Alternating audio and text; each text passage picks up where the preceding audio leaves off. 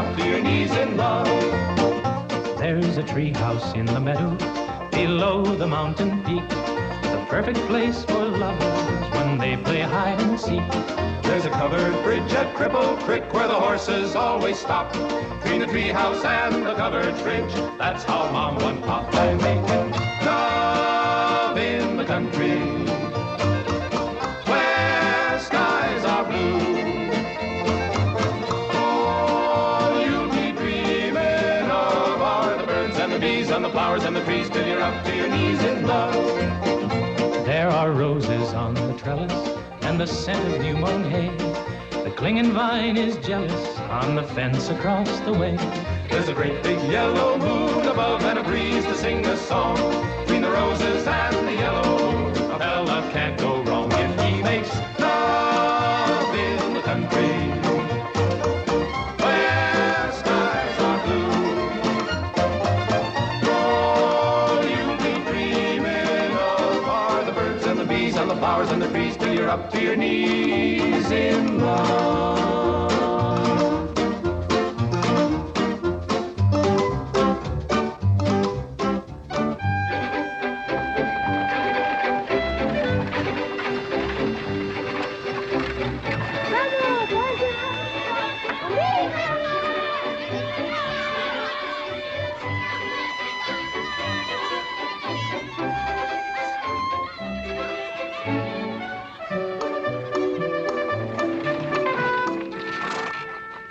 Lord to goodness, not again.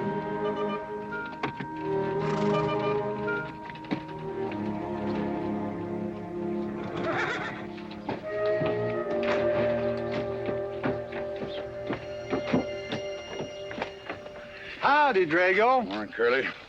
Makes 7 times this month he come home swoggled. 6. 7? 6. Once was his birthday. That don't count. Give me my bucket. Didn't have anything for breakfast but 2 raw eggs and a mug of honey. No. Curly, Yes, boss. don't say it's a fine morning or I'll shoot you. Get out of here, Bunyan. Good morning. Morning. Carlos, what are you doing up there? I hope I get it this time, Mr. McLintock. My brothers, they got the big hats already.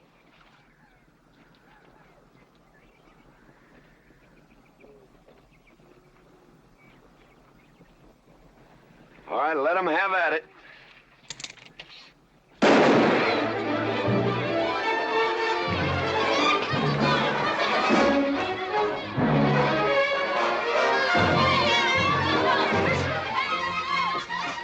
Get over it. Did you let me drive? You promised me you would sometime. No, yeah.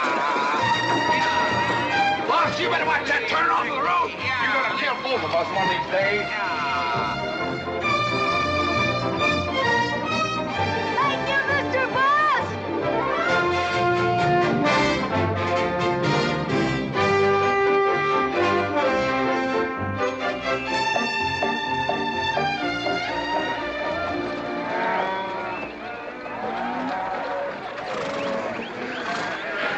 You got cattle in the back, boss.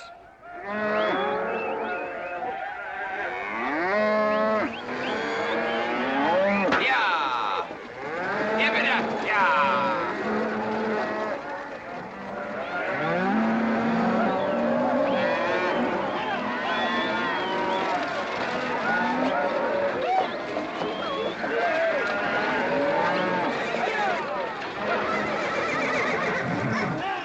Keep 'em going. 15 cents a pound all the way to Kansas City. Yeah, yeah.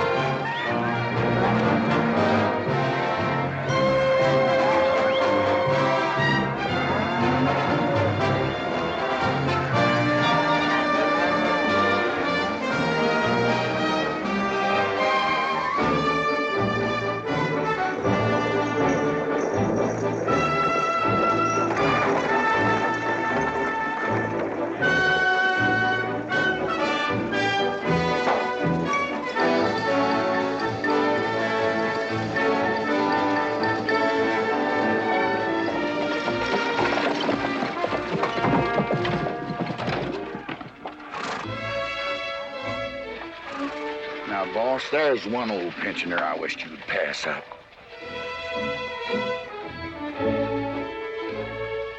Bunny? Yeah. I knew where I'd seen his face before. He's an old timer. He's just been around town a couple of years. Oh, you have no milk of human kindness. Morning, Mr. McLintock. Morning, Bunny. Well, I can see you're in good health. Never felt better. Contrary to what you may hear. Me, my kidneys ain't what they used to be, and my liver's been leaving me billies. Drago?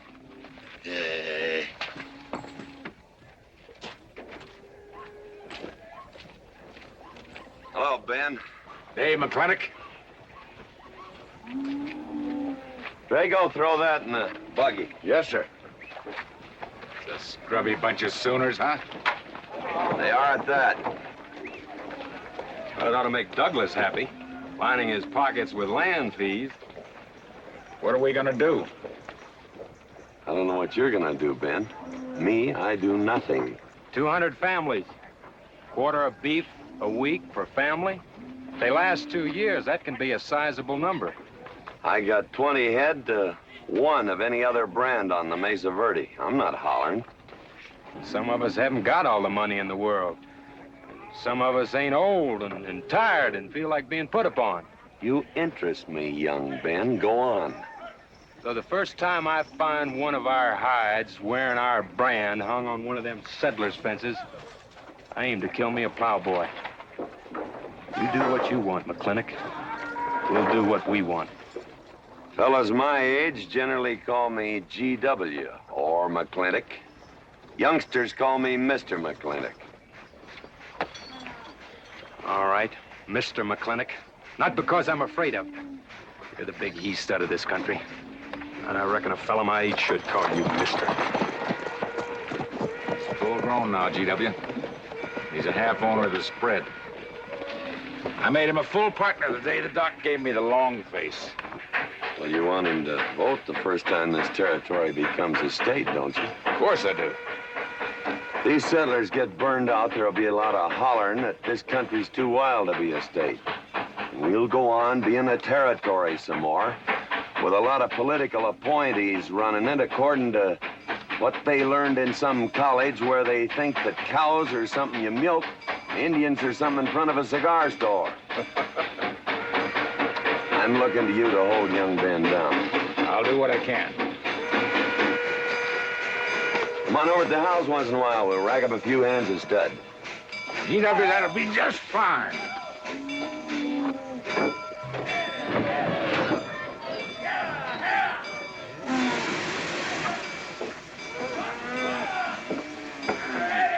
It's a nice morning, ain't it, boss? Everybody's entitled to their own opinion. Like that again, eh? Here's something that'll cheer you up. About 1,000 head. I figure they'll bring about 1,250. They're not as fat as I'd like to ship. They all off the North Range? Yes, sir. Settlers. Every one of them with a plow and a Bible. Not the slightest idea what the range is for. Drago! Drag out that hog leg. Yes, sir. Give me some attention. Yeah! People, people, people, people.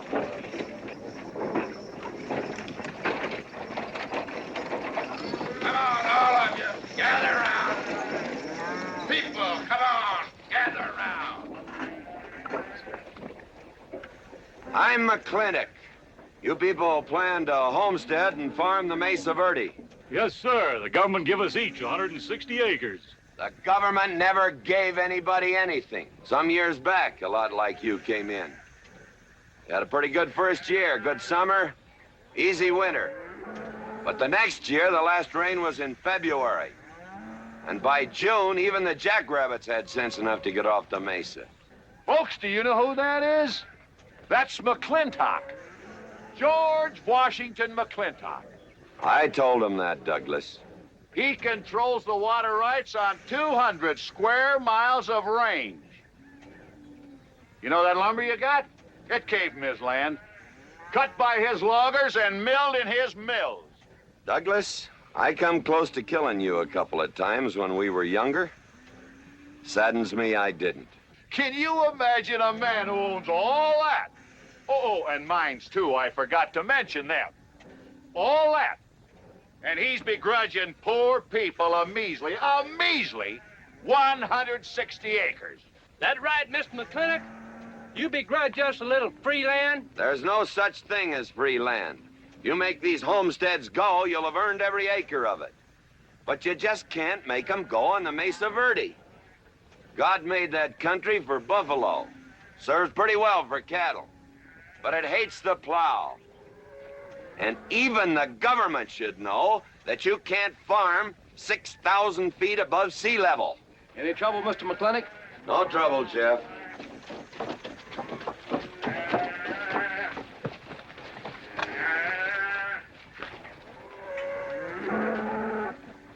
How about you, Douglas? Douglas? Just plain Douglas, eh?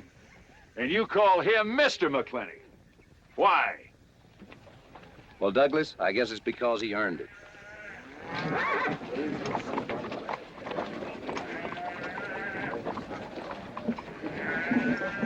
Mr. McLintock, Yeah? I'm a good hand with cattle, Mr. McLintock. I'd like a job. Well, you look strong enough. You come in with those Sooners? Well, yes, sir, but we don't have a homestead. Can't use you.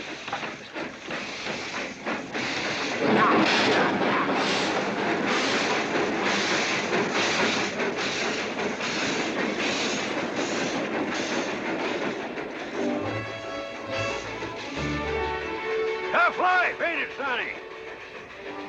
Hell, ain't much future in being a farmer around these parts.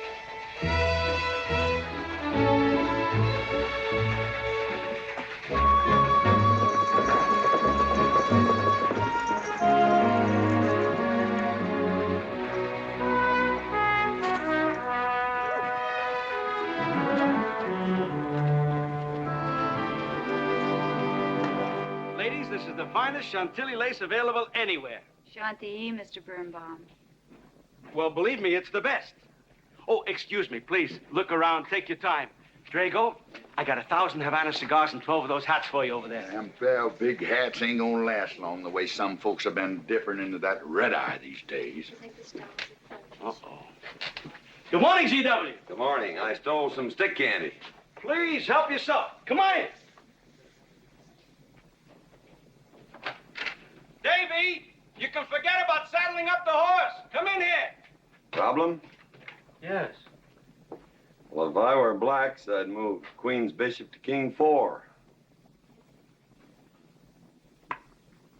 Yeah, you might be right.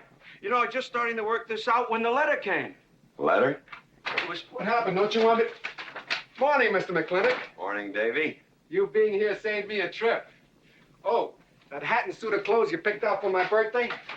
Well, instead of this cowboy hat, I'd like to have this one. If it's, all right with you, sir. Well, that's all right with me, Davy. Of course, that looks like the kind of a hat a fella'd wear down Main Street to start a fight. Oh, I don't need a city hat for that. All I have to do is walk down the street and some wiseacre will call me an Indian, and just like that, the fight's on. Davy, the letter, it's for you. And you are an Indian. Yes, I know I'm an Indian. But I'm also the fastest runner in town. I've got a college education, and I'm the railroad telegrapher. But does anybody say, hello, college man, or hello, runner, or hello, telegrapher? No, not even hello, knothead. Davy. It's always, let the Indian do it. Will you go out in the store and help the ladies? All right.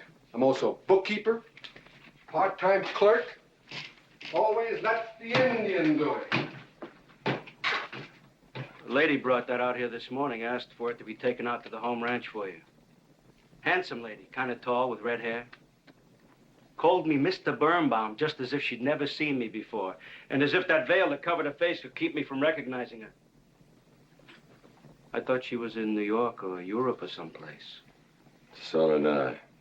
Jake, you better throw on a couple extra cases of the boss's favorite bourbon. That stuff sure gets used up fast out at our place. Which reminds me, you better start tapering off. Katherine's in town. Katie?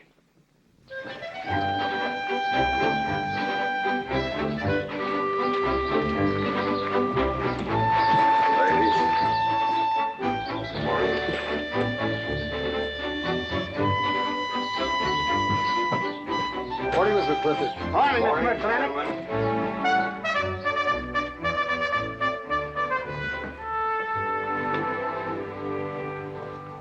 Good morning.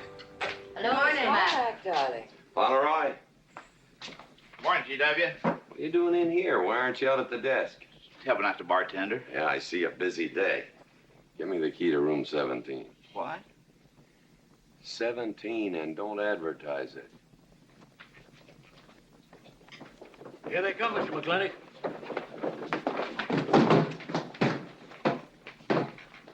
Set 'em up. Here, whiskey. Day off? Off day. Wonder what he's so preoccupied about. Haven't you heard? No, what? Katie's back in town. Katie? Yes, dear. The social arbiter. Well, hi, Sonny. Good morning. Oh, He sure is a polite one. Mr. McLintock, I don't want to bother you. I'm sorry, boy. I told you, no job.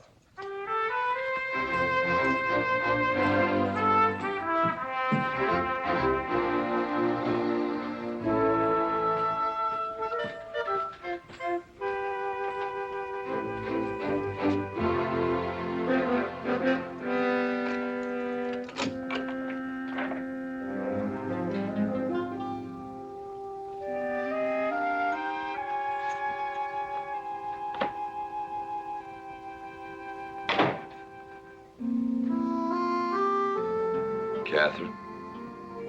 George Washington McLintock.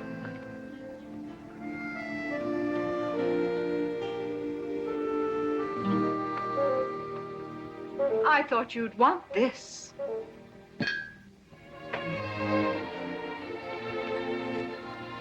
First dig of the spur.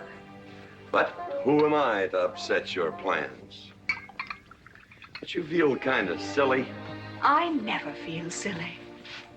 It's because you have no sense of humor. Why couldn't we sit down in the hotel dining room and talk about whatever it is you want to talk about? Or why couldn't you just come over to the house? And have everybody know that we're meeting. Everybody knows, and what's the difference? We're married. That is something I should like to change.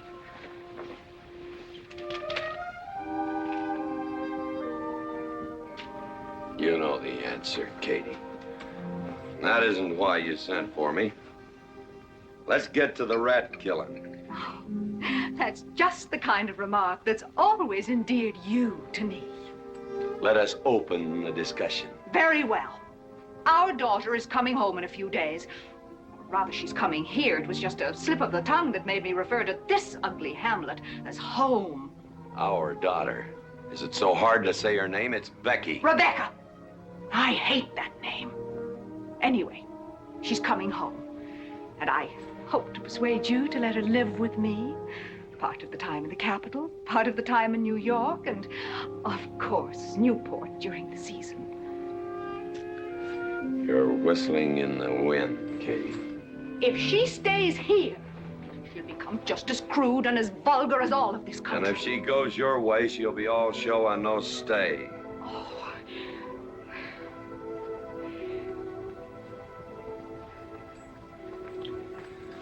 No go, Kate. I hate you. Oh, how I hate you. Half the people in the world are women. Why does it have to be you that stirs me? Animal.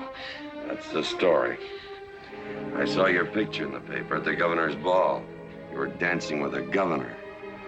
At least he's a gentleman. I doubt that. You have to be a man first before you're a gentleman. He misses on both counts.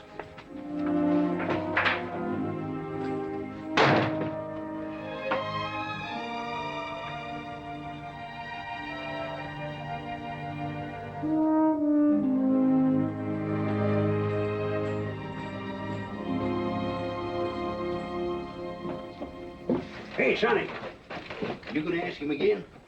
Nope. Hey, boy, you got a pocket of pride. You gotta beg. You better listen to an expert, Sonny. I'm telling you, you got to grovel. Human nature gets him every time. Mister, leave me alone. Everybody does it one way or another.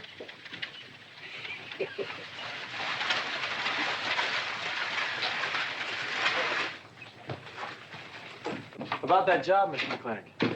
I already told you, son, I've got no need for farmers or use for them. Just 1 minute, Mr. McLintock.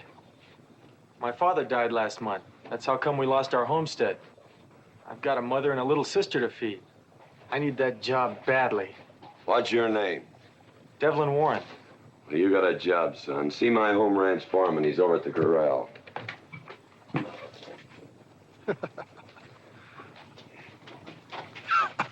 Step down off of that carriage, mister.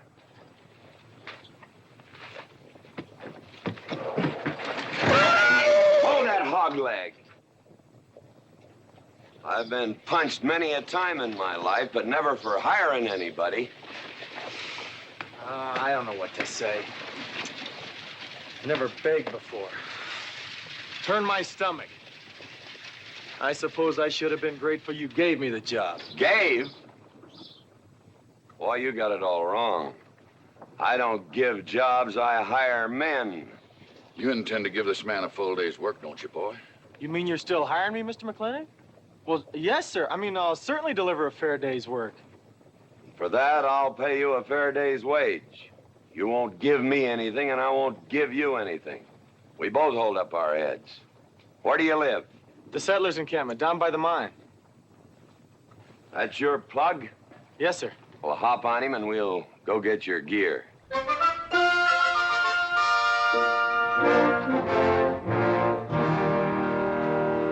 Yeah! Yeah!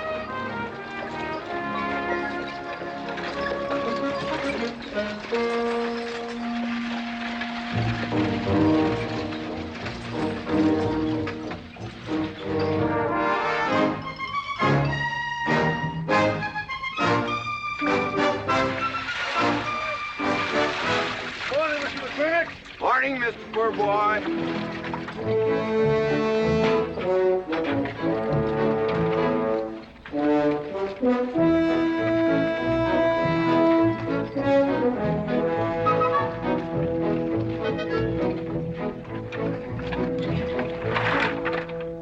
I'm sure that all you fine people are interested in knowing just what portion of this new land will be your new home. Oh, Jones and McAllister, since you've been more or less the leaders of our group, I'd like to have you come up and check the exact location. Won't be a minute, sir.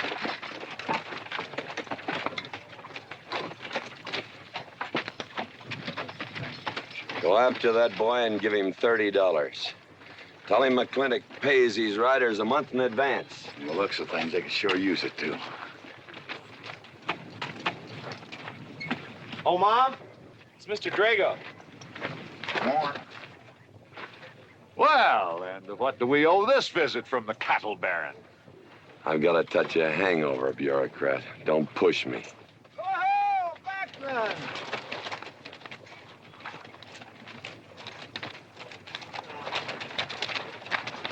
Say, those are Indians. Are there Indians in this homestead land? Friendly Indians, my boy. Oh, Macklin! Oh, running buffalo! Oh, Macklin! Long time we don't get drunk together. And it's gonna be a lot longer time, because it's against the law and you're with the sheriff. And if I got my hands full, they came into town to meet the train. The old Indian chiefs are coming home. I heard they'd been pardoned. They don't know when it's arriving, this week, next week, or next month. So in the meantime, I've got to do something with them. Could I cut out a couple of head of your steers to feed them? Otherwise, some of these settlers' milk cows are going to disappear. That's right, Macklin. Cut out whatever you need. Sheriff, are you going to camp these savages with all these settlers? You're asking for trouble. Mr. Douglas, I already have plenty of trouble. Please stay off my back. Running Buffalo, bring your people over to the clay slide. Close. Hello, Mr. Macklin. Tiny Mouse, it's nice to see you. You wouldn't believe it now, but 20 years ago, she was a mighty handsome maid. 20 years ago, you thought so too, Mr. Douglas.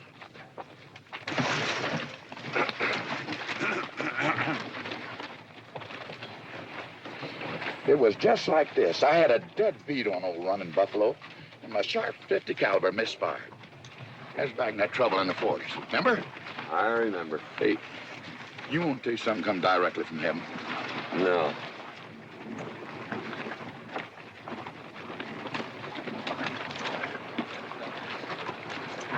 Where'd you get this? That boy's mama baked them. You thinking the same thing I am? She's a widow woman, boss, and she's got a long, hard road home. Hire her.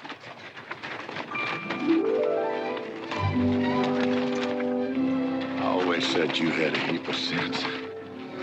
Mr. McLintock, this is my mother. Your mother? And my sister. Pleased to meet you, Mr. McLintock. Ma'am, this here's my boss, and he has few choice words to say about your biscuits. Yes, Mr. McLintock? Well,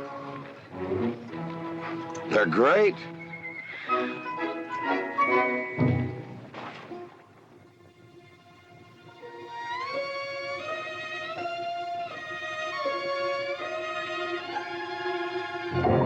Well, you old can-knees reprobate, how about it? Fire me? I kill myself. I'm not talking about firing you, I'm retiring you. You've been rustling food for us for 30 years. We're gonna put you out to pasture. All you'll have to do is give advice. Be one of the family. I kill myself.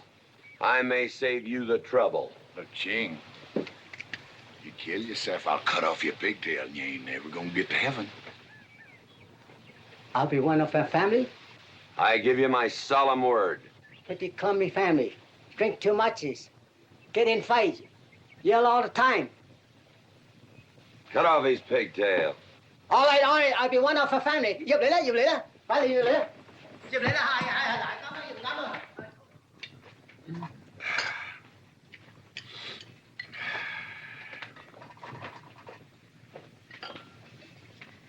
I hope everything is satisfactory. This is such a big house, it'll take me a while to get used to things. Now, please don't hesitate to tell me if anything is wrong. No bird's nest soup. Otherwise, just fine. Everything on nicely, finally. ma'am? Best apple pie I ever had. Curly's right, ma'am. Hated to leave that last bite. Shall we celebrate with a drink? Carlos, come in and help me with the dishes. Alice, you want to help too? Yes, Jacob. All right, pitch in. Now I'll wash and you kids can dry. Is that good here?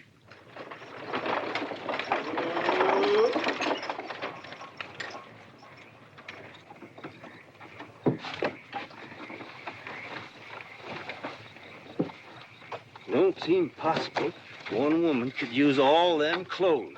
You keep a civil tongue in your unprepossessing face. Yes, ma'am. And unload my baggage, please. Yes, ma'am. By the way, what does that word unprepossessing mean?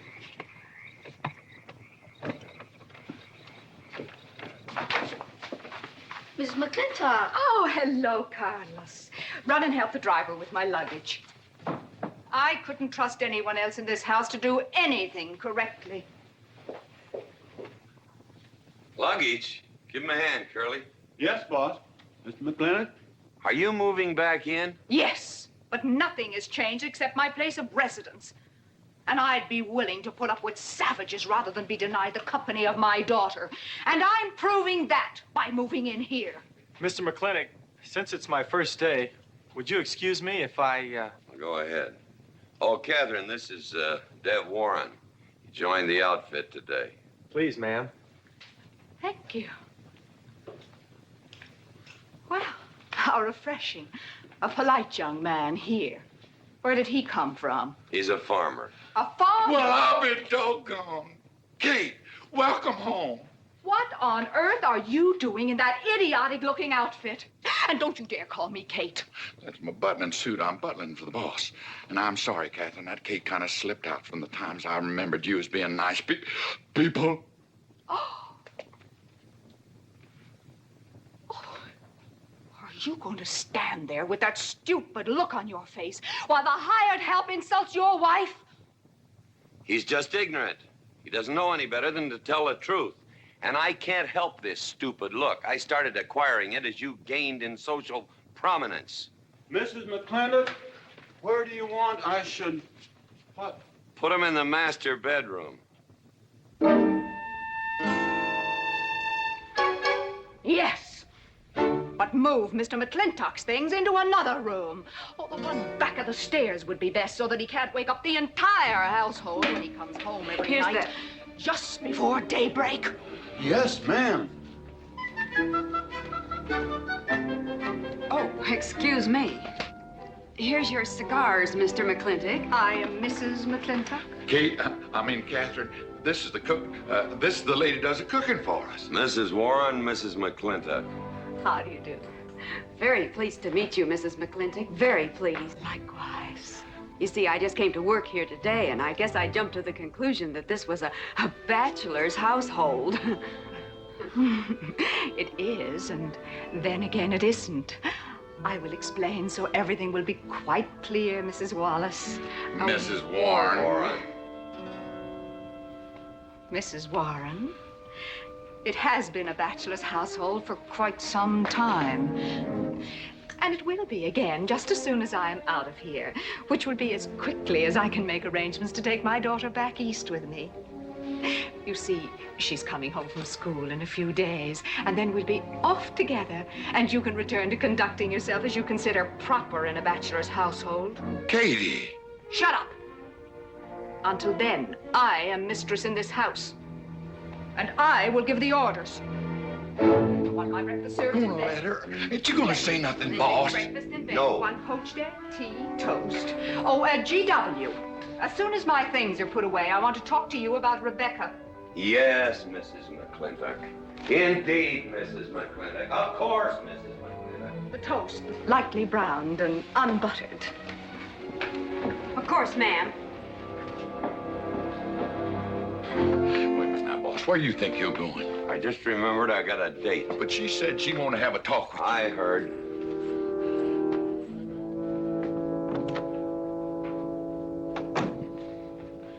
Good evening, Lem. Good evening, Mr. Mack. Yep.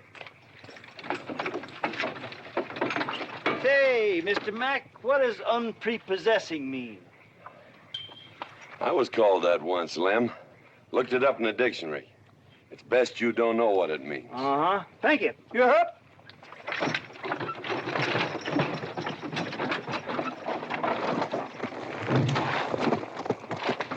Hey! What am I gonna tell her when she asks where you went? When in doubt, tell the truth. She wouldn't expect that from you anyway. Where's Mr. McLintock going? There he goes, burning his last bridge. You see a yellow streak about a foot wide running up down his backbone. Well, Mr. McLintock? He ain't afraid of nothing. I once thought that.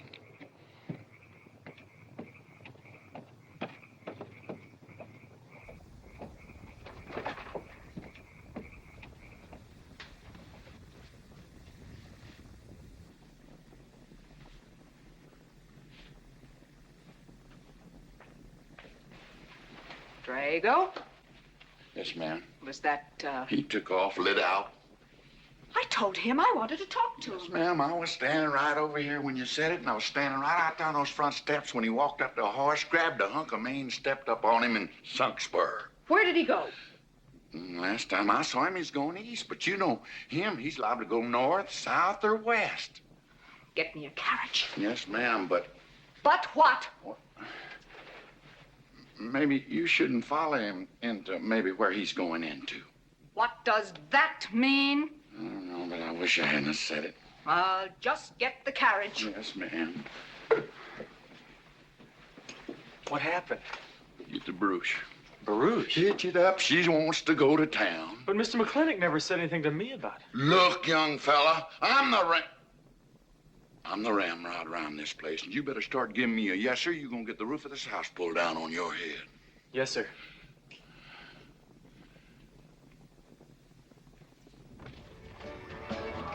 Hello, Davy. Hi, Mr. McLintock. No room, eh? Drink, please. Hello, Bunny. How is everything? Oh, fine, fine, Mr. McLintock. I'll get you next time.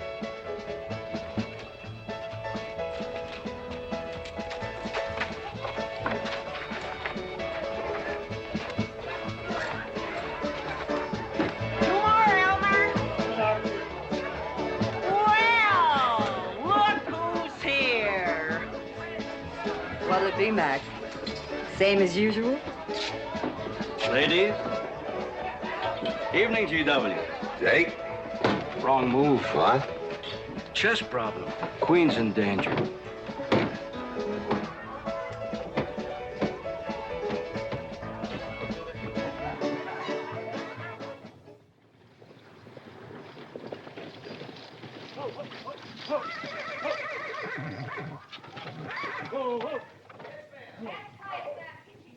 I suppose you can do that. Camille, you're on your own. Miss McLintock?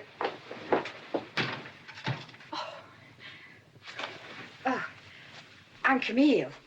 Camille Reedbottom. I'm learning the game of chess. Thought it would give me something to pass the time. See, I have nothing to do all day long.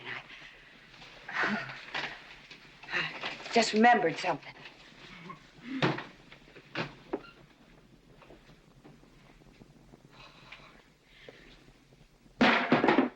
Katherine, I didn't hear you come in. Mr. McLintock, I told you that I wanted to talk to you. Not now. Could I get your glass of sherry, Katherine? Oh, thank you, Mr. Birnbaum. I could use one. I came into town behind a runaway team. Drago never could handle horses. It was that young man whose mother pretends to be your cook. Katherine, your wine. Oh, thank you, Mr. Birnbaum.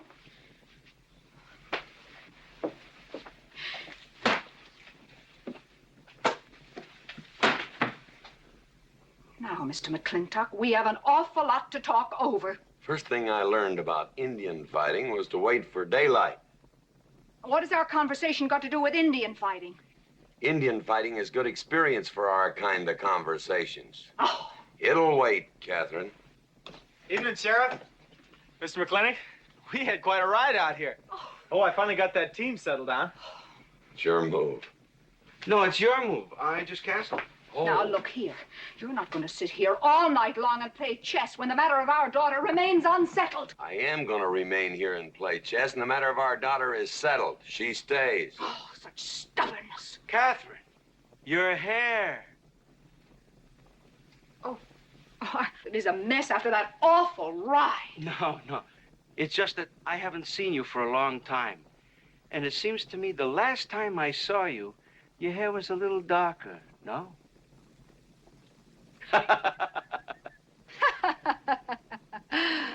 It's a funny thing that tricks a man's memory will play, huh? Mr. Birnbaum, I think that you've completely lost your mind. You have done something to your hair. I have not. If I had, it'd be none of your business. I'm certainly not going to put myself in the place of those blondine trollops that you seem to prefer. Take it. Huh? Oh. Fill it. Oh.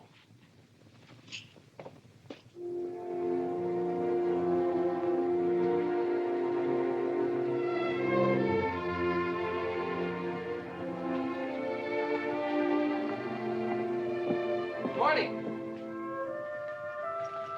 You fellas still at it all night? McLintock never quits. But a Birnbaum has to. Besides, the game is over. You got me. Oh, no, Mr. Birnbaum. You've still got a good game. Oh, you play chess? Please, take over.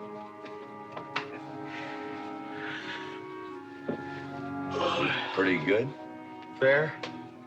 Well, looks like I won't have to come into town always to get a game. Remember, I'm a bad loser. It's your move. Yes, sir.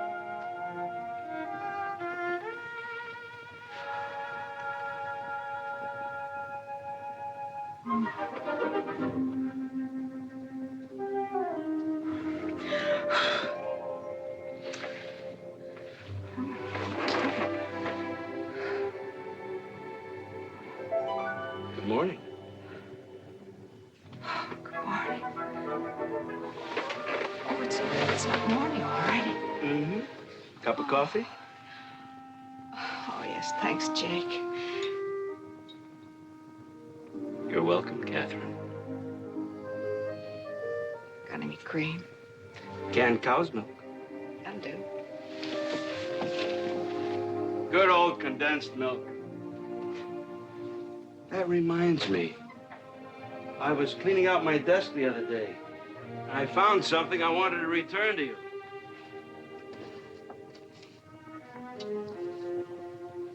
Here it is.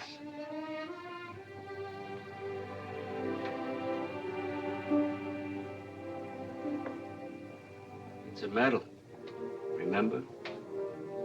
From the President of the United States of America to First Sergeant Michael Patrick Gilhooly for bravery above and beyond the call of duty. It's your papa. Reminds me of the first time I ever saw you. It was over 17 years ago. You walked into my store, not much bigger than the bundle you were carrying. And in the bundle was the most beautiful baby I ever saw. And was she hungry? You walked all the way from Superstition Creek just to trade me that medal for a case of canned milk. GW was off somewhere as usual, fighting Indians. Sheriff! Sheriff Lord! Well, have you seen the sheriff? Kind of early for him. To try his house? Why didn't I think of that? Looks like Birnbaum's is open. Maybe somebody in here knows. So there you are, Sheriff. I told you you were headed for trouble. Trouble? I want to know by whose authority you let those Indians stay in town. Those savages are wards of the government, and I am the representative of I that told Sheriff Lord that he could put him up down by the clay side. Because the town's named after him, he thinks he owns it. Well, you check the books in the recorder's office, and you'll find I do own a fair piece of it. Agard, if you knew anything about Indians, you'd know that they're doing their level best to put up with our so-called benevolent patronage, in spite of the nincompoops that have been put in charge of it. Those Indians need my permission to leave the reservation. Those chiefs have been giving orders all their lives. It's pretty hard for them to understand that they have to hold up their hand like a schoolboy in a classroom. The law is very clear. I told you you'd get no satisfaction from these people. But we'll get the girl back. Girl? The girl the Indians kidnapped. But don't worry. I armed the settlers and set them to rounding up those red devils. What is this about a girl? Millie Jones, one of the settlers' daughters. The Indians kidnapped her. That's ridiculous. And you turn loose a lot of farmers with shotguns? I certainly did. You're insane. Let's go, Sheriff. Mr. Douglas, Oh, Miss McLintock. much as I hate to agree with GW about anything, you haven't changed a bit. You're still an hysterical fool.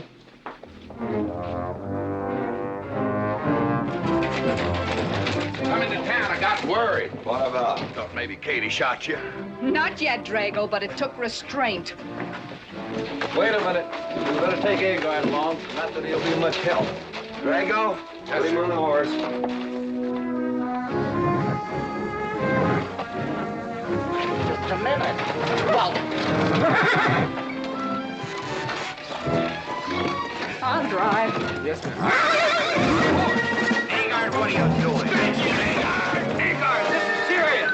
Stay with him, Agard. Stay with him. Agard, will you stop showing off and getting this buggy? Mercy. Mercy. That horse is a little green.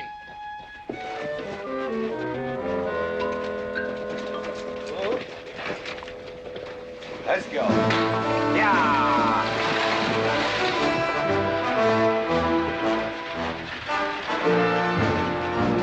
Just where do you think you're going? Don't use that range, boss. Tone of voice with me.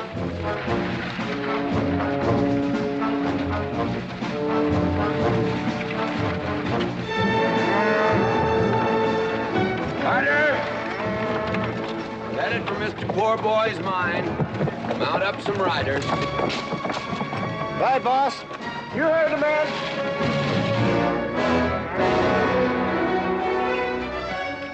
I don't like it, Mr. McLintock. I don't like it one bit.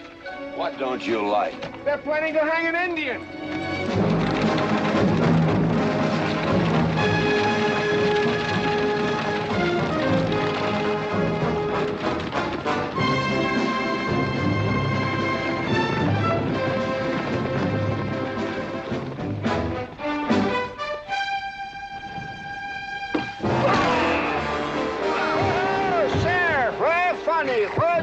whiskey. Hold that! Not so fast, Mr. Boss of the whole country.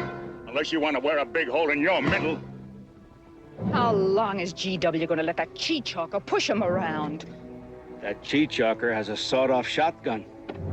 How do you know she didn't wander off someplace or meet some fella or something? What are you saying? That I didn't raise my girl right? That she'd wander off all night with some man? There's a lot of things I'm not saying to you, mister. Well, you got a sawed-off shotgun in my middle. But how do you know this Indian had anything to do with it?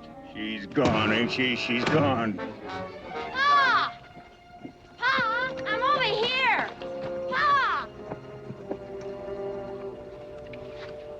Been looking for me, Pa? Where you been, gal? Young Ben took me for a sunrise ride, and the horse wandered away. You come down over there. But, Pa! She's telling the truth, Mr. McLintock. We wasn't doing nothing. Well, that's not important right now. The important thing is that you don't draw that hog leg, or this will be worse than Dodge City on Saturday night. You get on, back to the wagon. I'll tend to you later. Now for this young whippersnapper. Now, no harm has been done. And young Ben here is one of the nicest boys in the territory, so just put down that shotgun and I'll let's teach forget him to fool with Mike. Now, we'll all calm down. Boss, he's just a little excited. I know. I'm going to use good judgment. I haven't lost my temper in 40 years. But, Pilgrim, you caused a lot of trouble this morning. Might have got somebody killed. And somebody ought to belt you in the mouth. But I won't. I won't. The hell I will.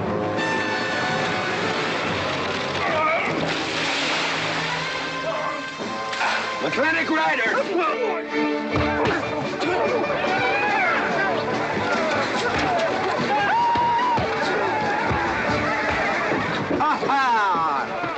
Oh, Markland! Hey, Buster! Remember me?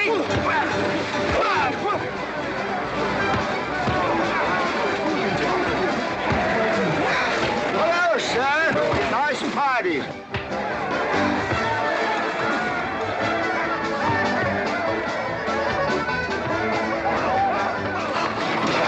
Do you think you ought to? I ought to what?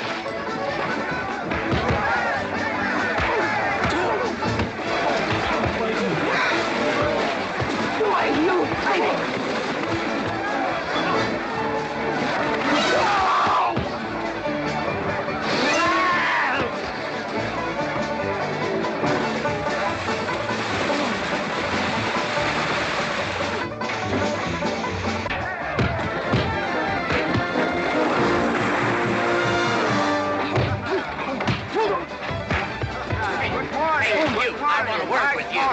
Just a minute.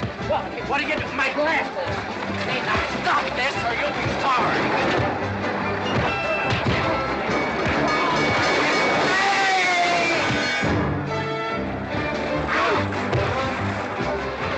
Stay out of this, Jake. It's everybody's war!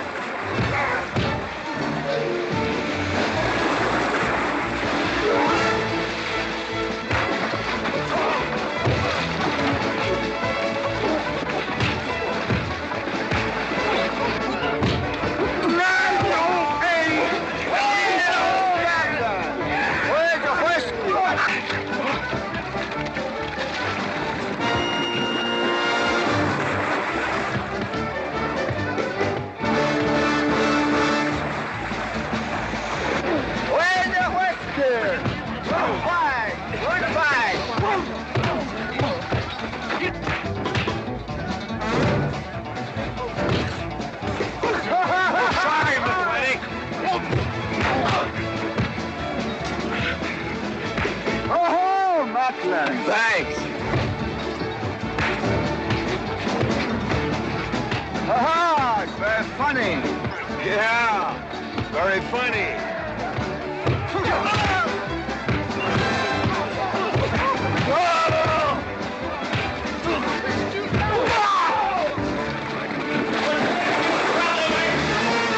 Guys, Mr. Douglas, I'm sorry.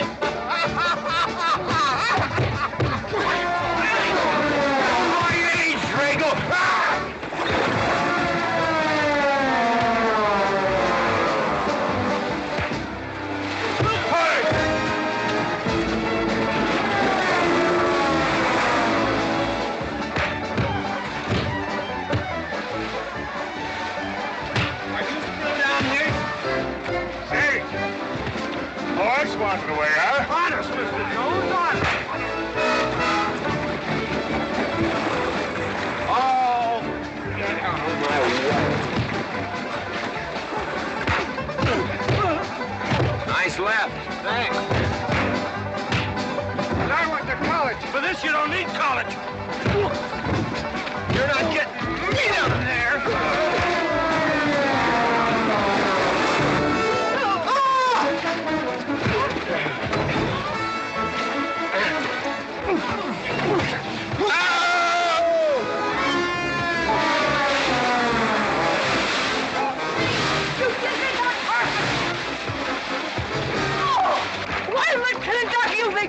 Good morning to you, Mrs. McLintock. Buddy, you big...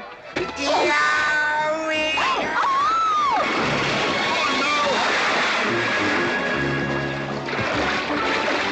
G.W. McLintock, you've been making clumsy.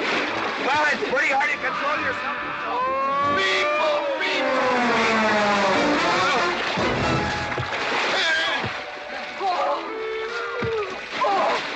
Oh, Macklin! Oh, Macklin! What party? But no whiskey. We go home.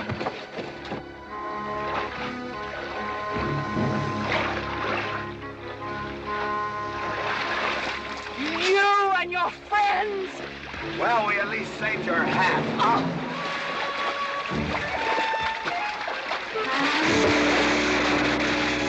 Where is everybody? Oh, for heaven's sakes.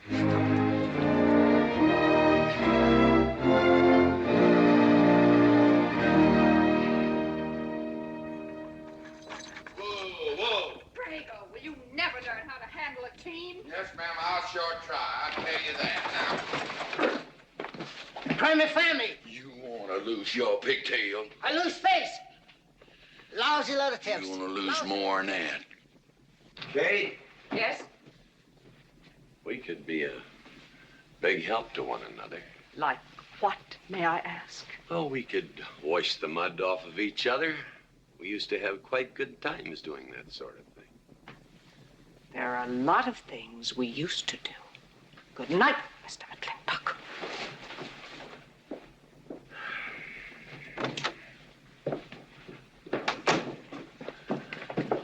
Any luck? What are you talking about? I mean, divorce. She still wanted you. Yeah. You know something? Women are funny. She fought like a wildcat on your side out there this afternoon. Come home, she slams the door in your face. That divorce business, is that what you get when you pay a woman not to live with you? That's about it. Some women I've known it'd be worth it. You know, if we had any moral character, we wouldn't be standing here covered with mud drinking when we should be washing. G.W. Drago.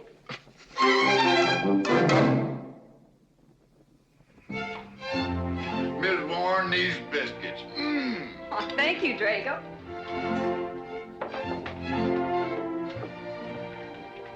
Good morning, Mrs. Warren. Good morning, Mr. McLintock. Breakfast for the boss? If that's the way you want it, Mr. McLintock.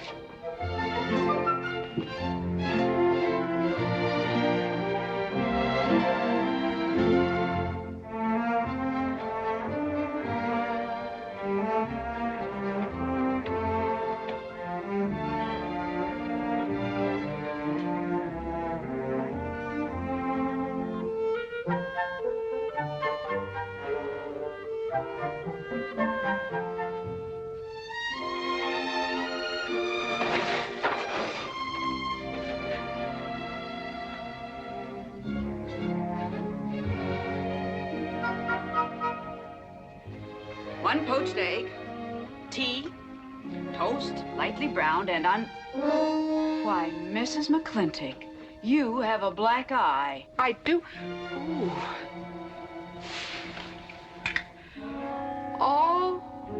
Oh, and Becky's coming home today. And that's not all. There's a little something we'd better get settled. There are no men listening now, so we can be ourselves. Oh, sure, I let you get away with all that guff the other night. But now that we're alone... When I want the opinion of the hired help, I'll ask for it. You know, you could wind up with 2 black eyes. What? Oh, I realize you had to put on that big act. We always have to just before we get ready to forgive them. Generally for something they haven't done. But you and I both know that's just to keep them from getting the idea they run things. McLintock give you that black eye? No. Nobody gave it to me. I won it.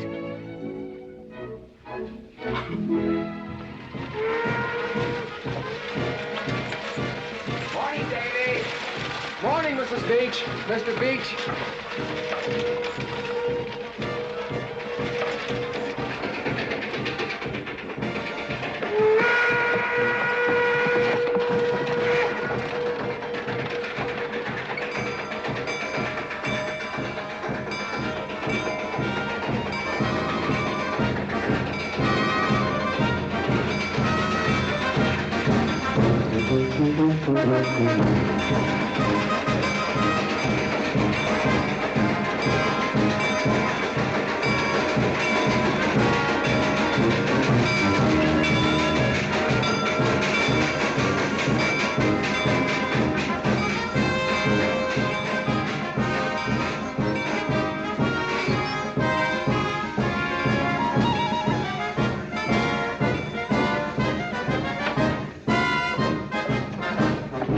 Why, Miss Becky, welcome home. Hi, My boy! Good to see you again. Daddy! Well, Daddy! Oh. It's been 2 long years. I guess I'm gonna have to stop calling you Tomboy. Oh, Becky. Mama! Oh, darling. Mama. I wasn't sure you'd be Oh, here. I've been here a few days. Oh, Becky, I've bought you 3 of the most beautiful dresses. Oh, Mama. Uncle Drago! Oh! Did you bring your old uncle a coming home present? Sure did. What is it? A mustache cup. Oh, And what did you get me? prettiest Palomino pony that ever packed a saddle. Broke the stand, drowned, tie, and the counter. Oh! Uncle Jake! Oh! What are you doing with Mr. Douglas's tuba? Oh, Mr. Douglas has had a little accident. I brought you a whole shipment of licorice sticks. But now that I've seen how much you've grown, I think we better exchange them for a couple of bolts of dress goods, huh? Thank you. Oh, the mayor was going to be here, but he had to go to the territorial capital on a horse theft matter. But I'm going to give his speech. Oh, and don't worry about the mayor. I'm sure that he can find a bill of sale for the horse.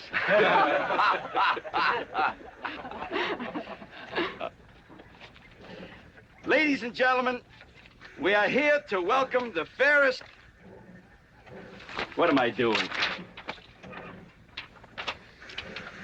We are here to welcome back the prettiest girl that was ever born in McLintock, or in any part of the territory.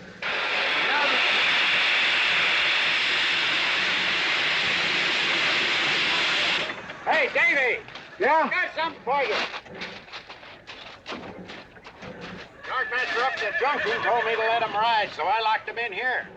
I've had my scalp a long time, and I aim to keep it.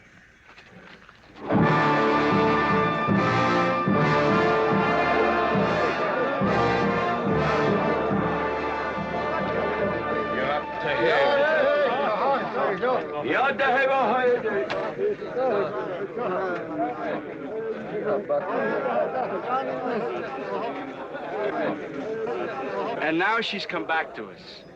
Gone are the pigtails, but the freckles are still on the prettiest face that was ever born in McLintock.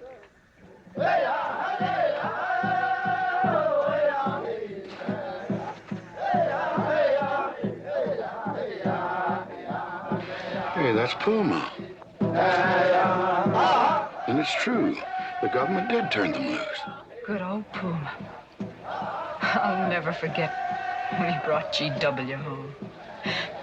Your father had a hole in his chest and 104 fever. Of course, they weren't very mannerly about it. He came past the house at a high lope and threw him on the doorstep.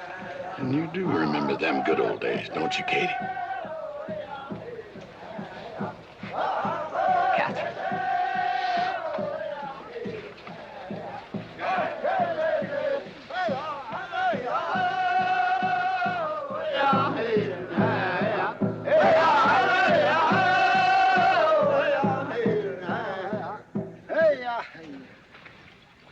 Yatta-hey, my friends. Yatta-hey.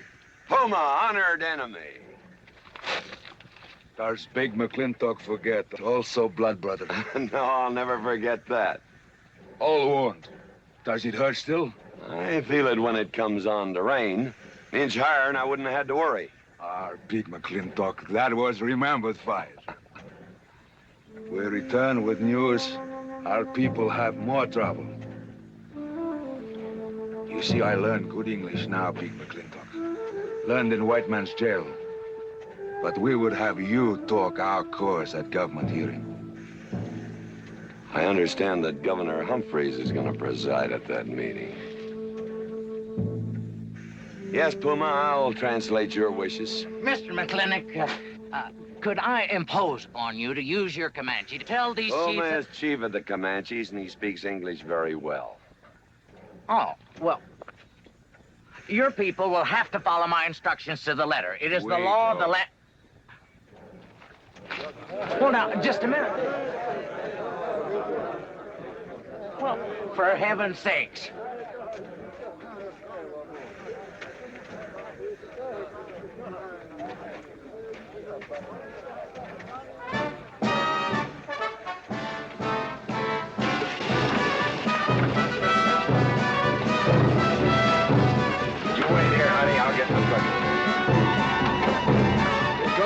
Party?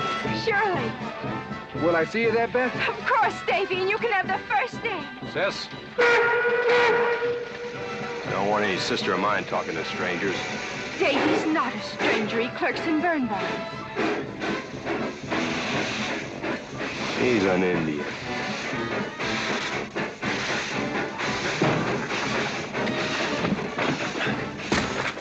Darn you, Drago! Now look what you've done. Baby, this is Devlin Warren. He works for you, Papa. Dev, this is Miss Becky McLintock. Those are my things. Yes, ma'am. Oh, I don't own you anywhere, Miss Becky. What do you mean? Oh, I mean, you look so much like your mother. Or even prettier. Oh, Mr. Warren. Mother's much prettier than I am. Many a fight started with words like that. Come on, get in the boat. Hello, Jing. We got jelly pie for dinner. Oh. I'm not cooking. No, he's not. Junior! Yes, Miss Becky. You remember Junior Douglas, Mama? Oh, of course. How's college? Valedictorian, 95. Oh, congratulations. Oh, Mr. and Mrs. Douglas, we will see you at the party, of course. Oh, delighted. Well, it'll be pretty hard to keep young men away. Oh. Yes, sir. Drago? Yes, boss. Baggage all on it. G.W. You remember young Junior? Oh, yes. Like father, like son. Mr. McLintock, I hope you don't think I'm being presumptuous in asking for the honor of calling on Miss Rebecca. Well, there she is. Ask her yourself. Well, thank you, sir. Jing, now I'm going to get fired. Get up out of here. Thank you, sir. Thank you. Have you no manners? See you at the party, Junior! Yeah. Yeah, what? Like father, like son. What did he mean, Matthew?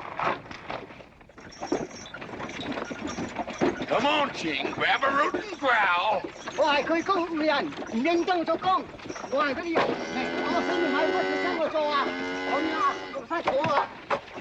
you're doing a good job, Miss McLintock. Thank you, Miss Flora. Dad, when you're finished there, go over and help Drago with the beer cakes. Yes, Mom. Deb, could you come and help me a minute?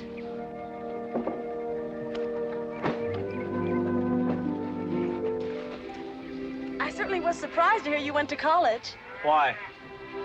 I don't know. Junior says Purdue's a good college for a backwater place like Indiana. Well, he did indeed. Oh, could you do this? I can't reach it. Why didn't you finish college? Lack of funds. My father got sick, and he had to come out west. So we took out a homestead. You know, your mom's sure cute. It's too bad you didn't inherit her eyes.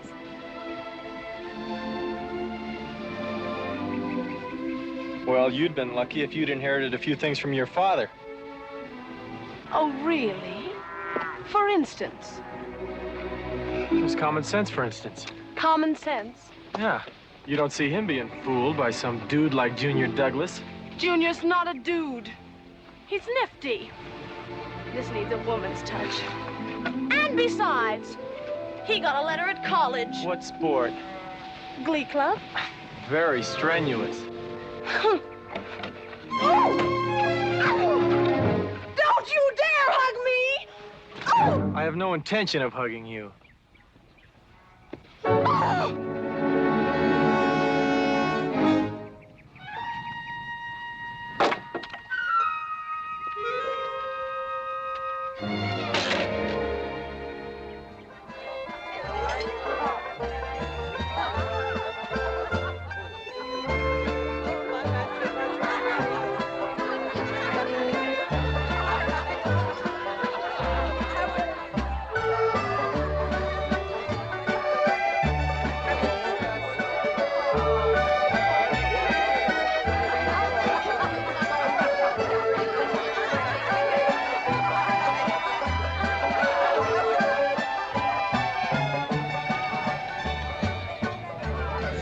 Ladies all look lovely, Katherine. You know, this is a real fine party. Oh, thank you, Ben. Of course, we had to invite everybody. Just everybody. Sorry, GW, but this one's mine. Well, thank you, Mrs. Warren. I guess I'll have to be a good host in my own home. Well, the next one's yours, Mr. McLintock. Thank you.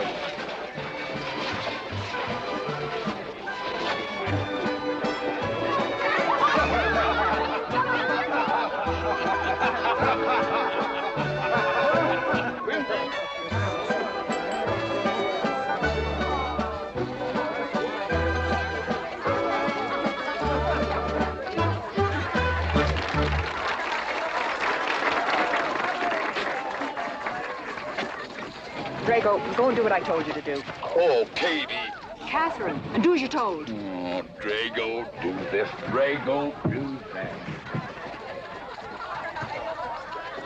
Yeah! People, people, people. This Douglas feller. Drago! Yes, ma'am. Matt Douglas, Jr. is going to bring you folks some of the latest terpsichorean dance steps, brand new, brought by him directly from New York City. All right, Mr. Fiddler.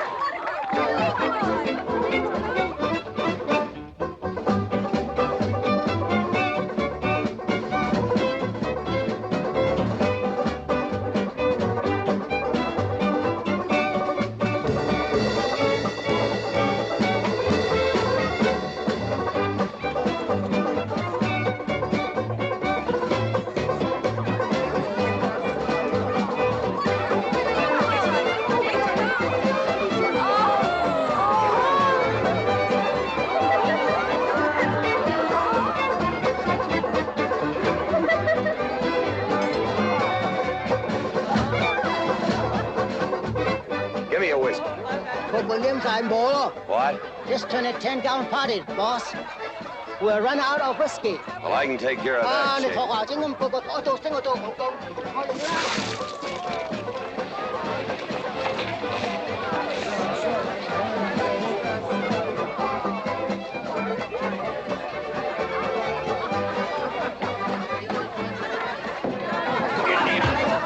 Indian.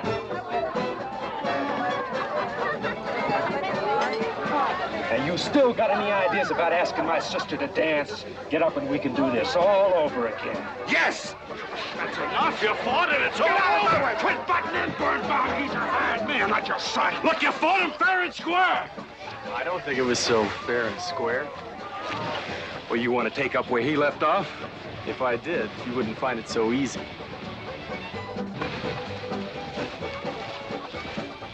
Now we've had enough of this. Well, when are you gonna quit walking away? Just as soon as we're out of sight of the party.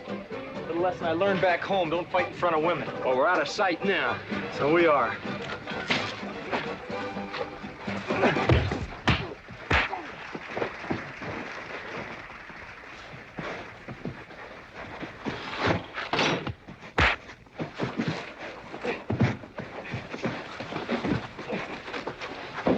Such vulgarity. Someone should do something about it. You're right. Absolutely right.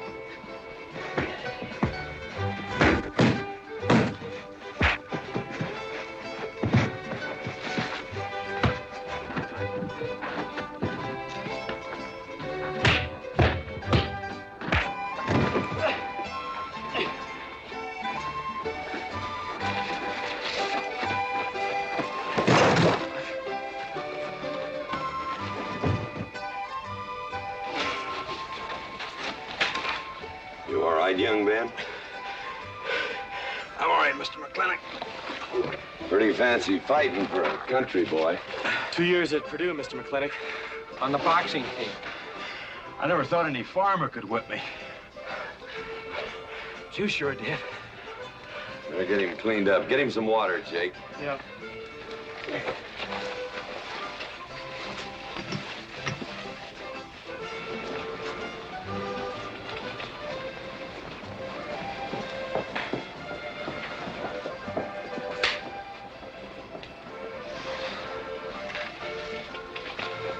Get yourself cleaned up. Go ask that girl for a dance. Who? Oh! Did I miss one? Oh. Where is he? I'll find him, that young whippersnapper. Trouble. Where is that farmer boy? Where is he? Where is he, G.W.? Oh, so you're the young farmer boy that whipped my nephew. Well, I'm Fauntleroy Sage, young Ben's uncle. Well, I'm no farmer, but if you're young Ben's uncle, yes, I whipped him. And you're intruding. What's intruding mean? Butting in. Oh, so he's insulting me. Well, then I got another reason for walloping him. Besides, on account of him thrashing my nephew, young Ben. Fauntleroy, you can't get mixed up in these youngsters' quarrel. Family honor. I can't have said a farmer whipped a sage. You're twice his size. Don't let that bother you, Mr. McLintock. Mr. Fauntleroy insists. I'll just have to teach him the same lesson.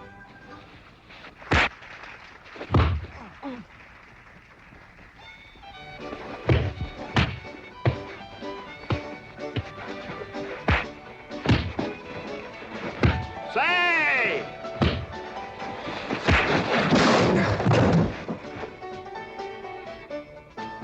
Sorry, young feller. Hate to have to do that, young fella. No hard feelings. Not yet. Not yet what? I mean, that isn't all. Now, wait a minute. Fauntleroy, we're gonna make this a fair fight. Of course we are. Of course we are, G.W. There'll be none of this. I wouldn't do that, G.W. You wouldn't do... No, I wouldn't do that. And Dev, I don't want you kicking Fauntleroy in the knee. He didn't do no such thing. And none of this nose twisting.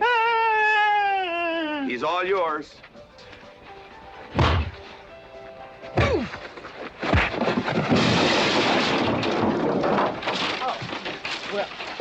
Well, where are my glasses?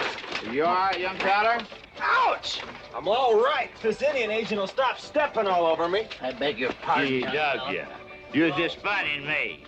But I want you to know that boy fought me a fair fight. Well, I'm glad to hear that, Fauntleroy. Here's my uncle. Fauntleroy, what have you been doing?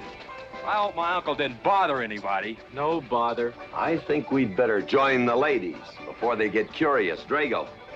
Fauntleroy, let's line them all up for a do-si-do. Jake, you think tincture of arnica would help? Could be. Used to help you. Gentlemen, to the medicine cabinet.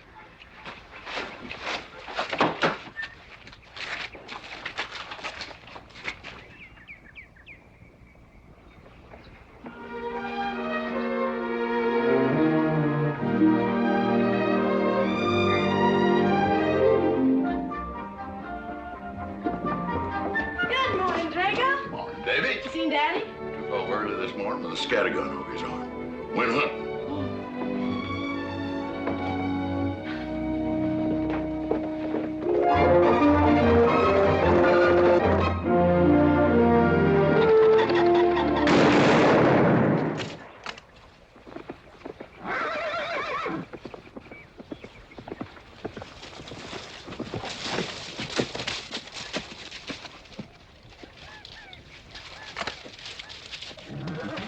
Morning, Daddy. Good afternoon. What gets you out so early? There's something I have to get straight in my mind. Yeah? What? Mama.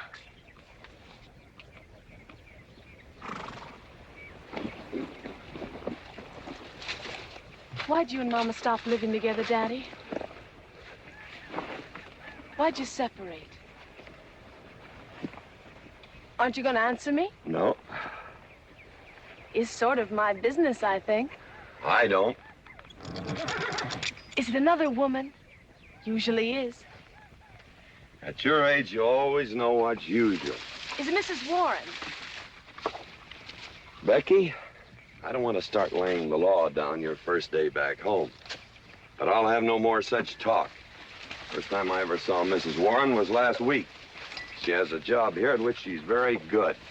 And I hope you'll have the good manners to not pry into other people's business. Your mother's and mine. Pretty good shot, Daddy. Oh, I can understand your trouble. Mama's often so, well, so petulant. Petulant? You learned a lot of words back east, Becky. Wish to God they'd have taught you some meanings. You were only about 6 months old when your mother stayed alone with you in a sod hut under 8 foot of snow, while I moved the herd 300 miles south to try and save it. Saved about half of it. You were a little more than a year old at the time of the great Comanche raids. We stood off 500 Plains Indians for 9 days. Petulant, Becky? I think you better go on home. See that Ching gets those birds.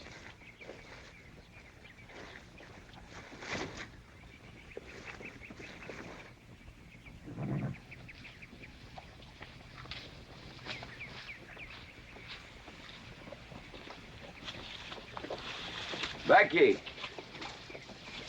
come here.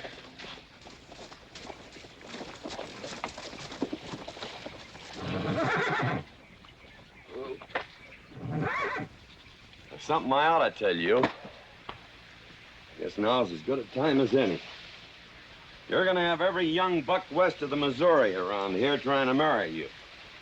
Mostly because you're a handsome filly. But partly because I own everything in this country from here to there. They'll think you're gonna inherit it. Well, you're not. You're gonna leave most of it to, well, to the nation, really. For a park where no lumberman will cut down all the trees for houses with leaky roofs.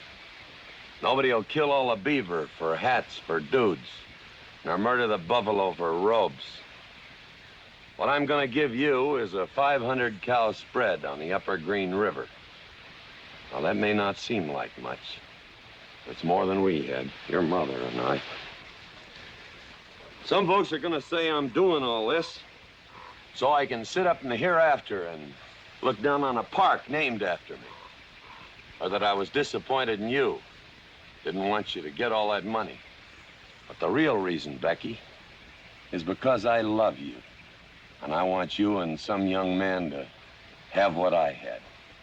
Because all the gold in the United States Treasury and all the harp music in heaven can't equal what happens between a man and a woman with all that growing together. I can't explain it any better than that.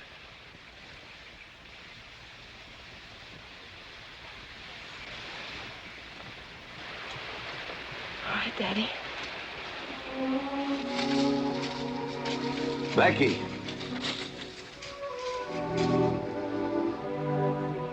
When you're as old as I am, you'll thank me for this. Daddy, I'm full grown. I wasn't worrying about me. I was thinking about you and Mama.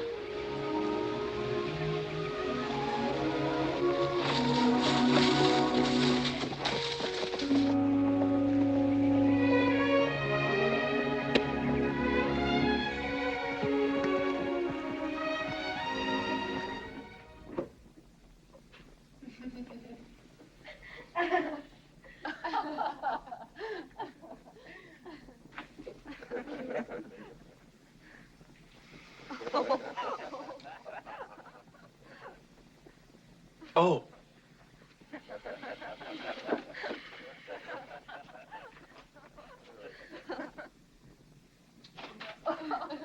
Well, sir, all 3 of them fell right out of the carriage. Well, it's getting rather late, Becky. It's bedtime. Oh, Mother. He brought this. He must have intended to use it. Oh, well. Sing us a song. Well, if you really want me to. Gosh, I haven't played in You quite know just right for me. Sure. It's the rage now. Oh. Oh. Dev, what are you doing? Oh. I just thought I'd get another cigar. Well, you've got one in your mouth and two burning in the tray. Not move. Fellas want me to play all the time. You're cuter than a baby steer and softer than a mouse's ear. I want the whole wide world to hear. You're just right for me. You're sweeter than... Oh, no, not that rhythm, Junior. Do it the way they do at the plaza. I know the words. Sure, Becky. Will you sing with me? Of course. All right. I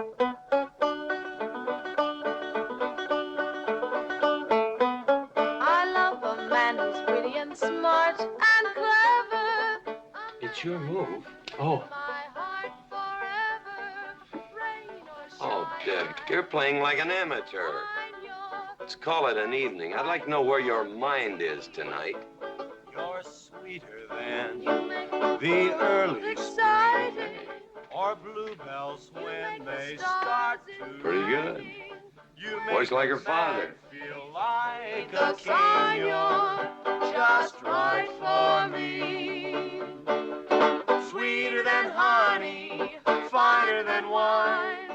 I'm sure they found you on that honeysuckle vine. I would melt in your embrace. You disappear without a trace. To die like this is no disgrace. This is the time. This is the place for you. Just right for me.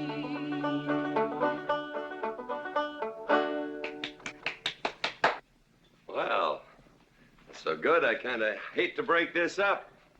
But if we're going to have that Indian hearing tomorrow morning... sir, about our conversation earlier this evening, I believe I'd better apologize.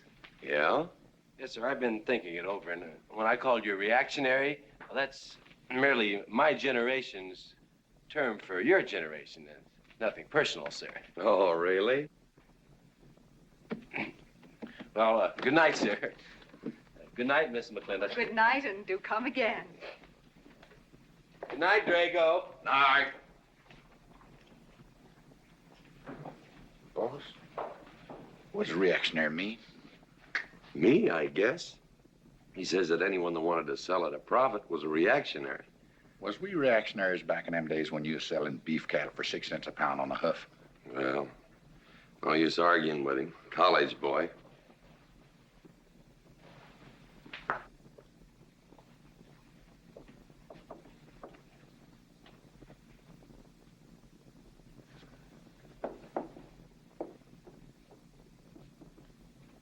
Devlin Warren, if you was my kind of man, you wouldn't let some dude walk off with the prettiest girl west of Denver without putting up some kind of fight. Does it show? Well, what can I do? I'm just one of her father's employees. I'm just a hired hand around here. Every so often, Dev, you spill the strangest ideas. Everybody works for somebody. Me, I work for everybody in these United States that steps into a butcher's shop for a T-bone steak. And you work for me. There's not much difference. Daddy, the most terrible thing just happened. Junior's horse ran away. The one he rented at the livery stable. Tied up a rented horse by the reins. He's probably back in the stall by now. I think we could get Junior something that he can ride. What I'd rather do, Daddy, is drive Junior home in our barouche. It's a lovely evening, and I'm sure Uncle Drago wouldn't mind driving. I would, and I got the kind of manners don't keep me from saying so, just to be polite. I'll drive him home, Mr. McLintock. And you don't have to come, Miss Becky. I'll see that he gets home safely. I can take care of myself. You got yourself a foot, didn't you? Dev, get the carriage. Drago? I'm going with them. Now you got me wrangling dudes.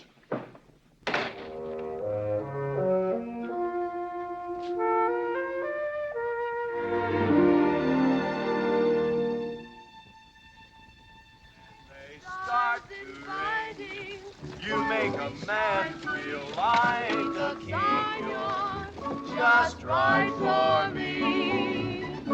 Miss Becky, somebody better help me watch the road. You know, I'm new around here.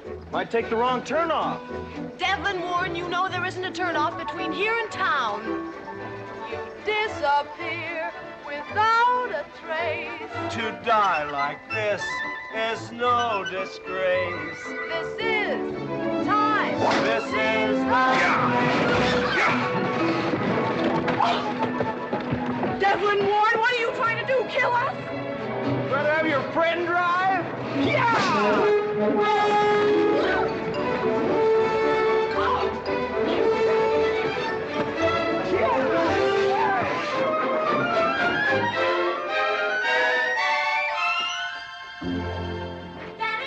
Daddy, I have never been so humiliated in my entire life.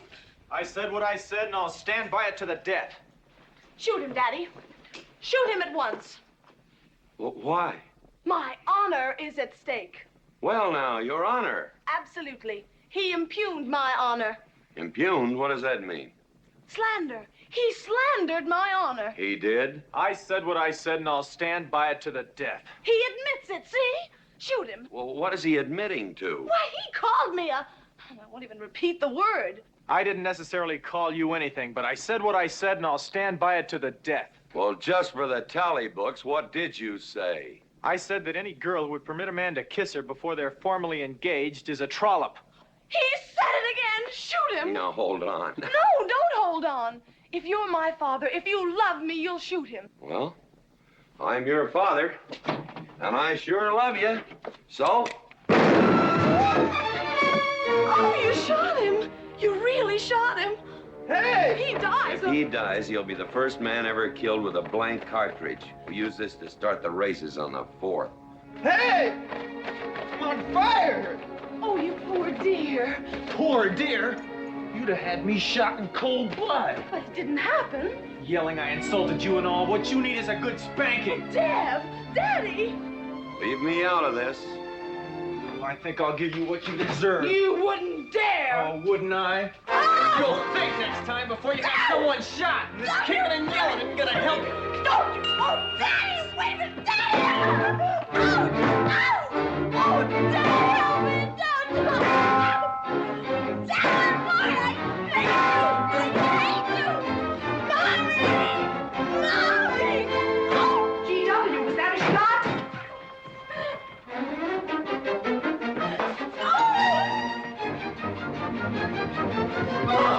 Becky, what happened? He spanked me! You spanked my daughter? Dev. You mean you stood there while that brute beat our daughter? G.W., what's happened to you in the last 2 years? Part of valor, son. Oh, isn't it enough that you've always treated me like a squaw without subjecting dear, sweet Becky to this crude, vulgar way of Katherine, life? you women are always raising hell about one thing when it's something else you're really sore about. Oh. Don't you think it's about time you told me what put the burr under your saddle about me? I don't intend to stand here and hold a midnight conversation with an intoxicated man.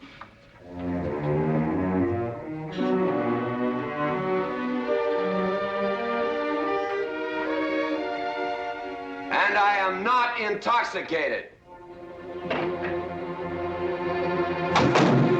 Yet.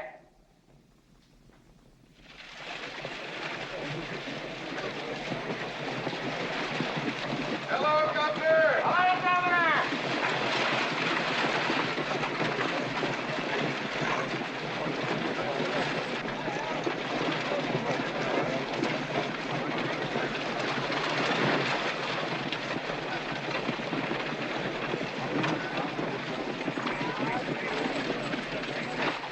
Chief Puma? Yes, Sergeant. Big McLintock, we know you get us fair judgment. You gentlemen, follow me.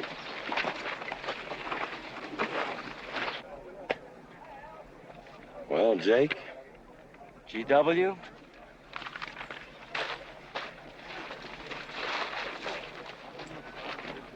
Well, G.W., it's been a long time. Not long enough. Cuthbert.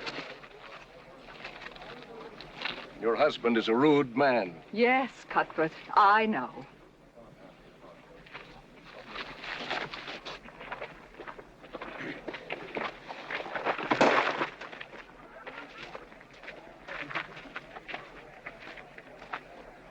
you won the Indians, Mr. McLintock. Mr. McLintock is not running this hearing. Sergeant, seat those Indians. Yes. Gentlemen, be seated. You know, the whole tribe here want to come into town. Proceed, Lieutenant. This hearing is now in session. Governor Cuthbert Humphrey is presiding. Good luck, Daddy. Afraid it's a packed court. Government Edict number 826 has ordered that the Comanche Nation be transferred from their present reservation to Fort Sill. It is the government's claim, as filed by Indian agent Agard, that these chiefs, after being released from prison by a kindly government, did then rouse and incite defiance among the tribe against said order. It seems, gentlemen, that although some of these chiefs speak English, Chief Puma is quite at home in our language, they have chosen Mr. McLintock to be their spokesman. I speak for the Comanche, or rather I offer this translation. Proceed, Mr. McLintock.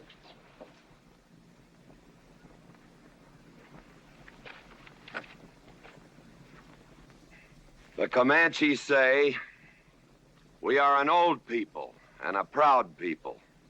When the white man first came among us, we were as many as the grass is of the prairie. Now we are few, but we are still proud. For if a man loses pride in manhood, he is nothing. You tell us now that if we will let you send us away to this place called Fort Sill, you will feed us and care for us.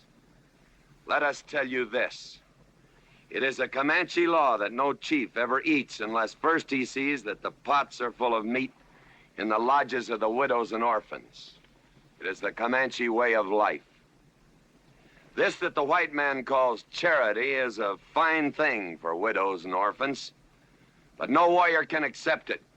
For if he does, he is no longer a man. And when he is no longer a man, he is nothing, and better off dead.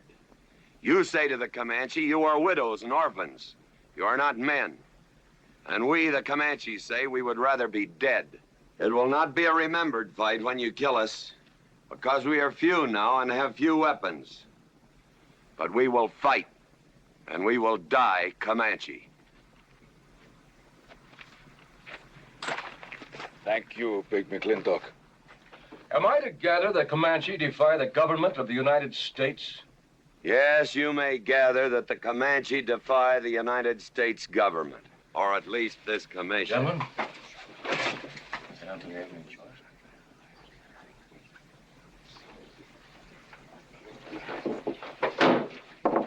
It is the order of this court that these chiefs be incarcerated until such time as the detachment of United States cavalry be made available to escort them and the Comanche Nation to Fort Sill. This court is adjourned. Oh, McLintock! You are important chief amongst these white people. Sway them. Have them give us few guns to make the fight worthwhile. Let us have one last remembered fight for end of Comanche. I almost wish I could arrange that, Puma. Ahalani cha. Ahalani cha. Sergeant. Yes. Good God. Carry on. Gentlemen.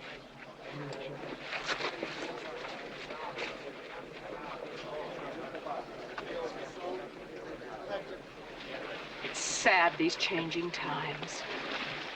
It isn't the times that are changing, Mama.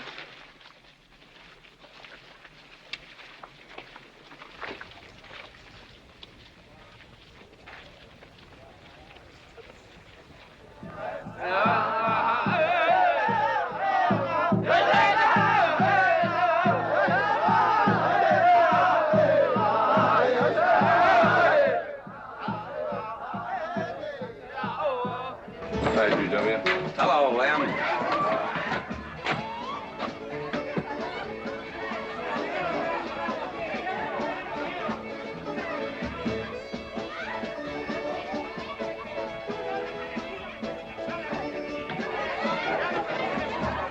Bunny? Oh, howdy, McLintock. Hey, figured you'd be belly down drunk by now.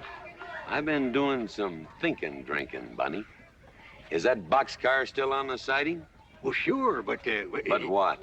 Well, I don't like it. You don't, eh? You figure if them Indians get out there and lead the cavalry on a wild goose chase, that great white father's going to get nosy. Get nosy, and he'll investigate. And when they find out how that side-saddled governor's been messing things up, they'll give those Indians a fair trial. That's live ammunition in that boxcar. You know what'll happen if them Indians get some guns in their hands? Somebody's going to get hurt. Is Puma's word good enough for you? Well, I don't...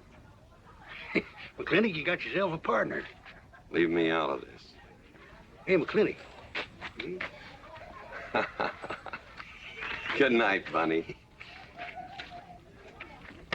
Good night, Governor. There is the Katie with her light red hair, sweet as the roses on a summer air. I'll find her somewhere while the moon is high and tell her that I love her, and I'll love her till I die. Katie Gilhooly, the mistress home.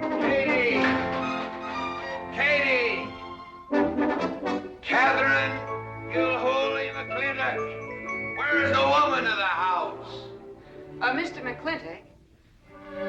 Oh, there you are. Mrs. Warren. Oh, good evening. I waited up for you, Mr. McLintock. Oh, how nice. I want to talk to you about something. Delighted. 309 times straight. I beg your pardon? 309 times straight without a miss. Gotta be a record. I suppose so. Now, Mr. McLintock, what I wanted to say... 2-pound Stetson, 6-inch brim, 53 feet in the air. It's gotta be a record. I'm sure it is, but the reason I waited up... Dagnammit, woman, can't you hold that glass still? Of course, sir. Now, down the hatch to my world's record. Down the hatch. Yes, sir.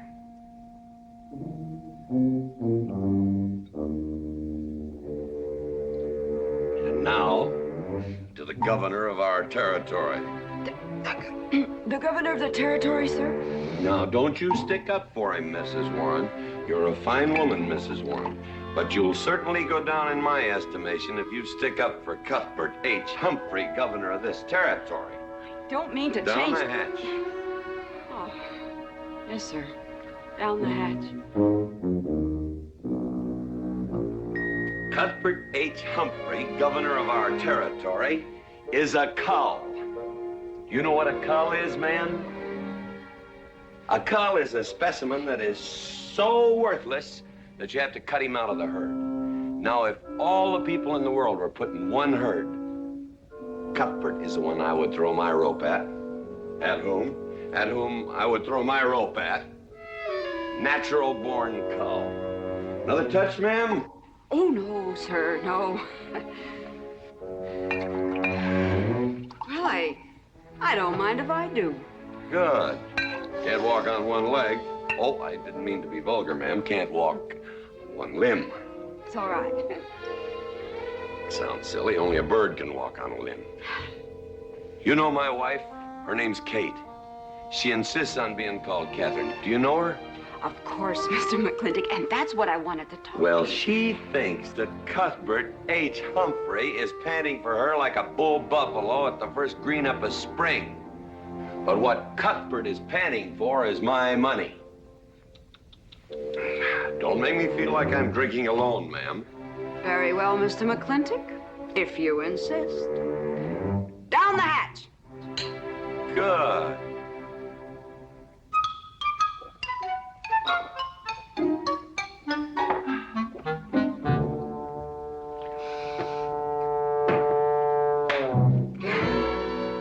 Mr. McLintock, I have something very important to say to you. Very important. Guess it'll have to wait till the morning. Toodle. Oh, it's all right. It's all right. Betty, bye-bye.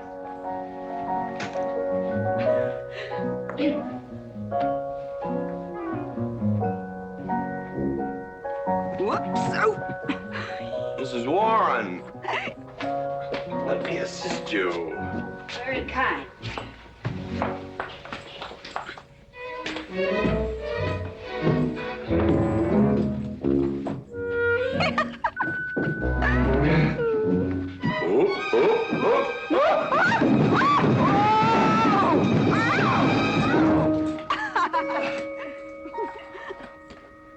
Whoops. What's going on here? Now, Katherine, are you going to believe what you see or what I tell you? Mrs. McLintock, hope you won't misunderstand. It's the first 100 women sitting on his lap that I misunderstood. Number 101 is quite simple. Now, G.W. McLintock, I have something. He's gone to sleep. Just when I know exactly what I want to say to him, he goes to sleep. I waited up to talk to Mr. McLintock. I wanted to tell him I was quitting. You see, Sheriff Lord has asked me to marry him, and... Oh, congratulations. I don't want to seem prudish, but if you are going to marry Sheriff Lord, it seems to me that you're sitting on the wrong man's lap.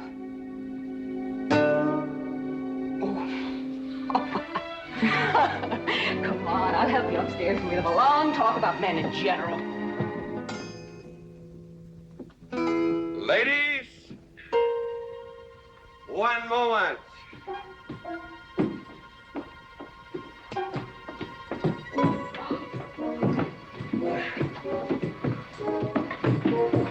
Oh!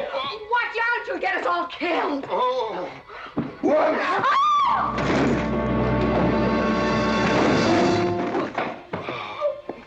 Wait a minute, ladies, till I catch my breath, and I'll get you up those stairs as sure as my name is George Washington McLintock.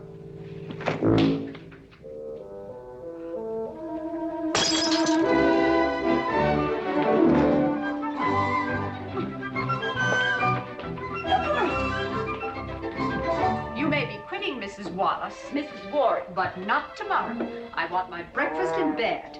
I want to... I know. Toast, lightly brown. Somebody sure put a knob on my skull. Here's Katie, speaking. Katie, why?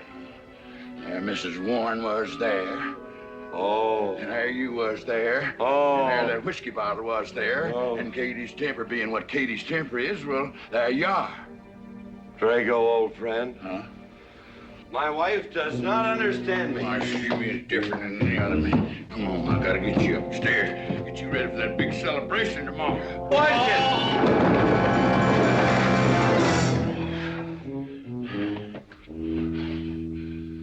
Drago, I am sleeping in the den.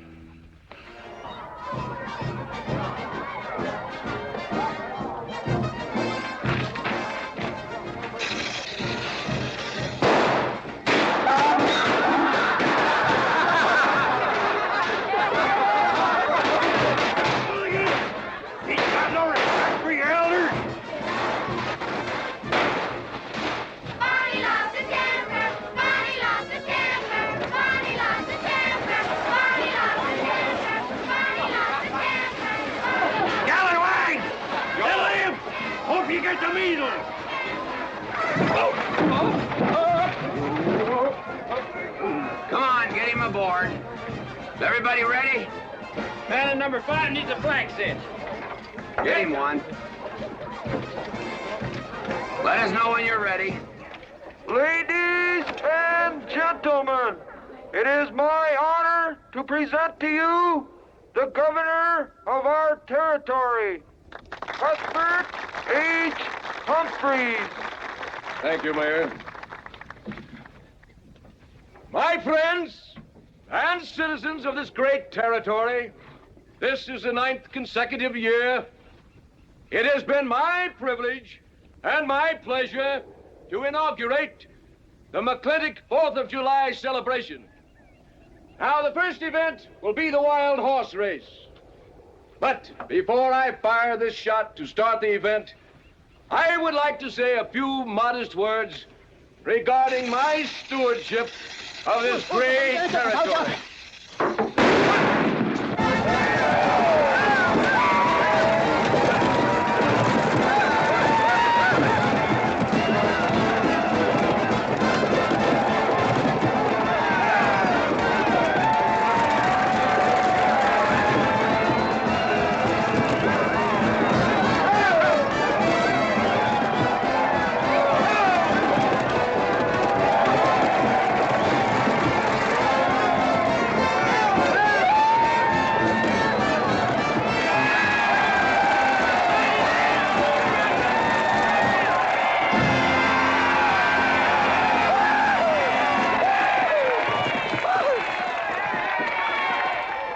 Professor Birnbaum. Gentlemen? Sheriff, here's your horse. Come on, get them all lined up. Come here, King. Now, boys, you all know the rules. It's twice around the inside, once around the outside. First cowboy that hits that finish line without busting that egg is the winner. And I caution you boys about some of them eggs, because some of them eggs are last year's holdovers. All right, mount up.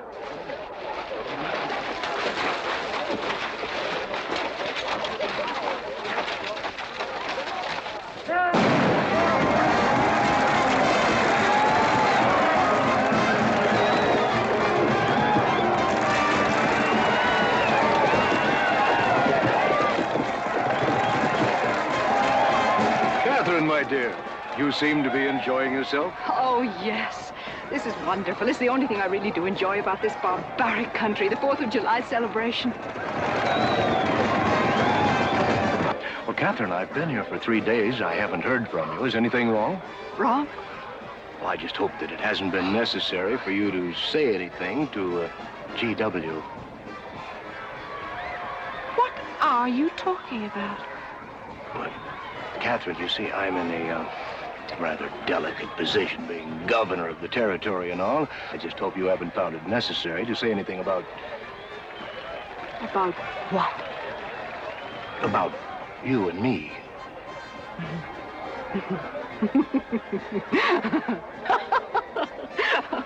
Why, you pompous windbag. Do you think that you're the only man who's ever tried to play patty fingers with me, who's ever tried to lure me into the moonlight? Well, no, but I... Well, I'm a big girl and I can take care of myself. My husband knows it. I can assure you, Governor, that your reputation is untarnished. Now get out of my way.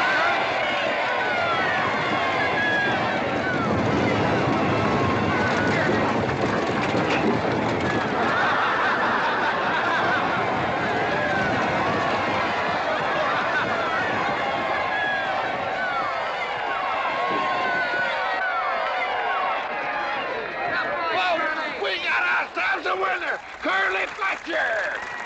Muzzles up, Curly! Give me the egg. Disqualified. Here you go, Curly. G.W., you'll never believe what happened over there. What? You smell a beer. Well, naturally, I'm drinking beer. Ladies and gentlemen, the next event will be a contest between the two bronco-busting champions of our territory. Remember the year I rode in that event? Wore your garters to hold up my sleeves? We had a bet, and I won it. George Washington McLintock, you are a very crude man. Well, I guess so, but that was a rough horse, like to jarred my insides loose. But it was worth it. 3 beers.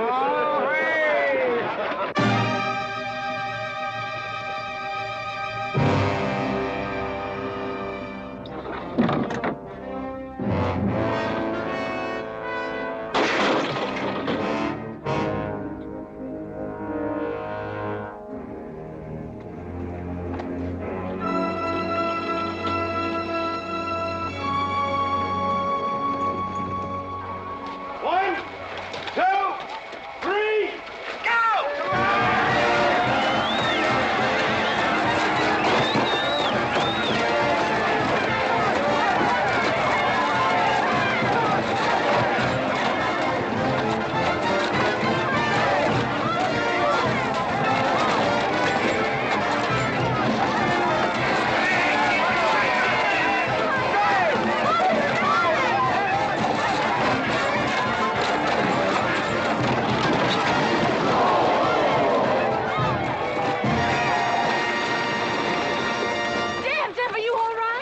guess so. Nothing busted but my pride. Well, that ought to even things up, farmer.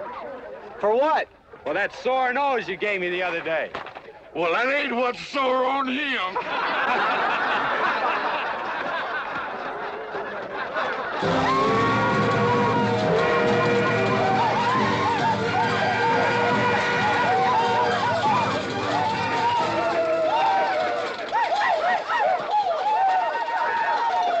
The closing event is the cow pony race.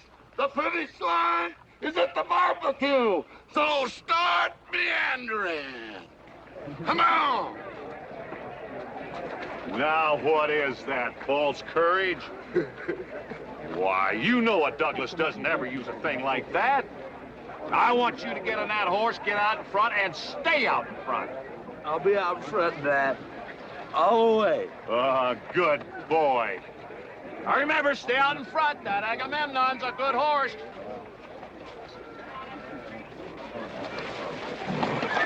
Oh, Agamemnon.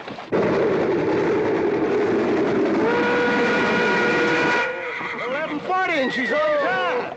Oh, boy.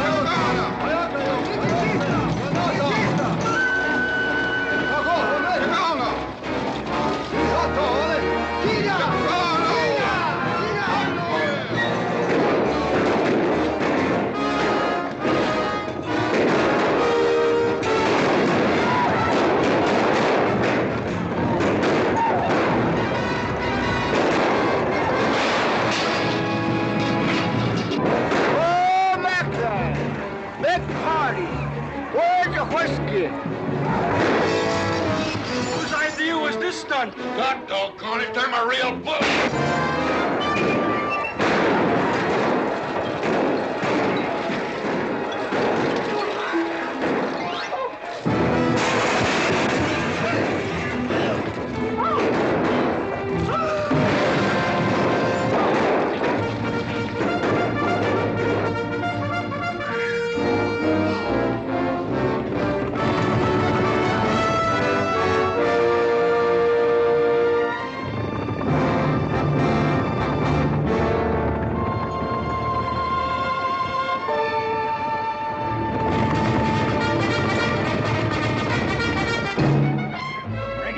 Excitement you'd want for one 4th of July, eh? Homer finally got his way, but I reckon he's riding out his last war party. He won't get very far. But one thing still has me puzzled. Where did they get the guns? I was wondering the same thing. My kidney's been bothering me. Bunny? GW.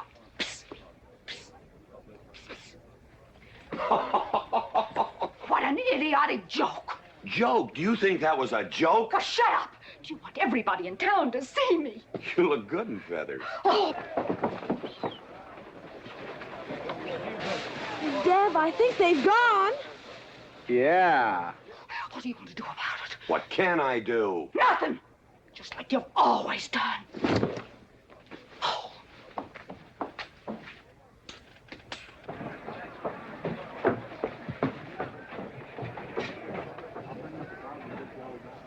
How long, GW?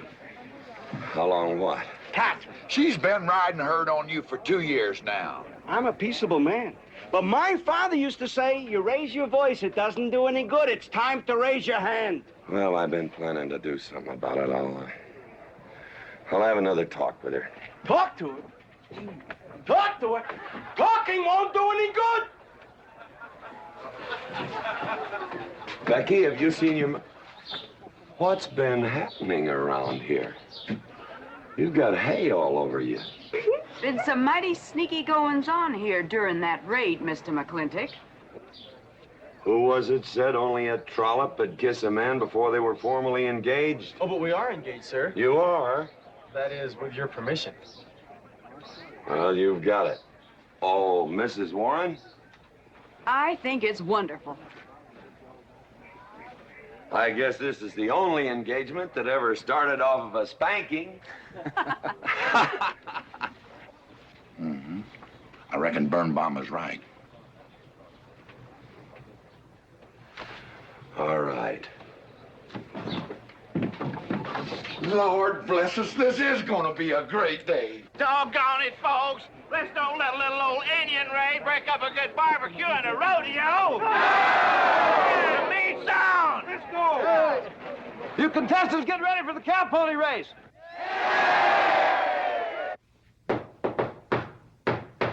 Who is it? It's me. Let me in. Not now. Are you insane? I want to talk to you. It'll have to wait. I've taken all I'm going to take from you. You are insane. You are going to tell me why you packed up, picked up, and walked out on me. 2 years ago, you remember, you came home from Denver with lipstick all over your clothes.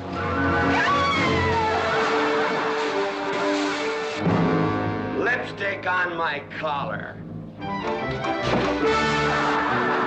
I've got the shirt to prove it. Who cares? Why, you big...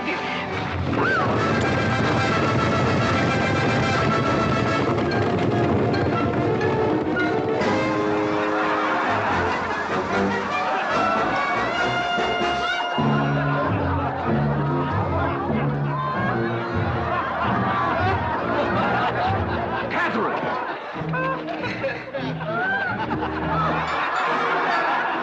G.W., you are a ruffian. Cuthbert, you are right.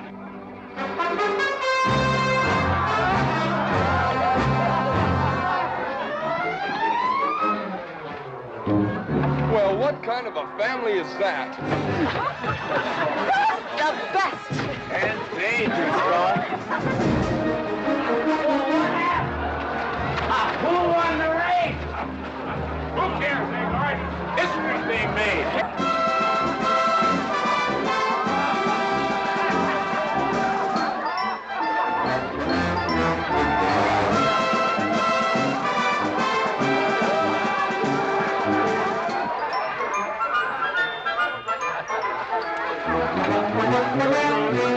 Yes, Rufus? I regret to inform you I've changed my mind about matrimony.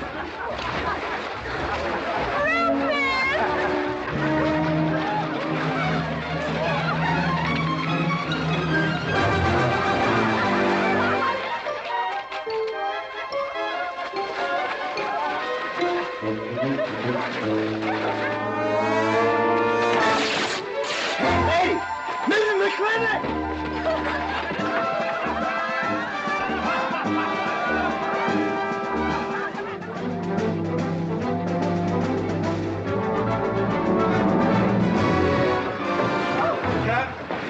Katherine!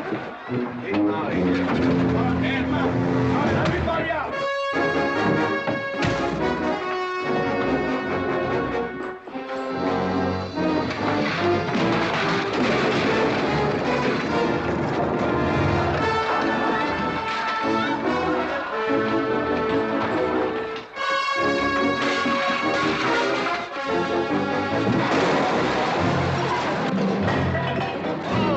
Looks like GW is buying out the whole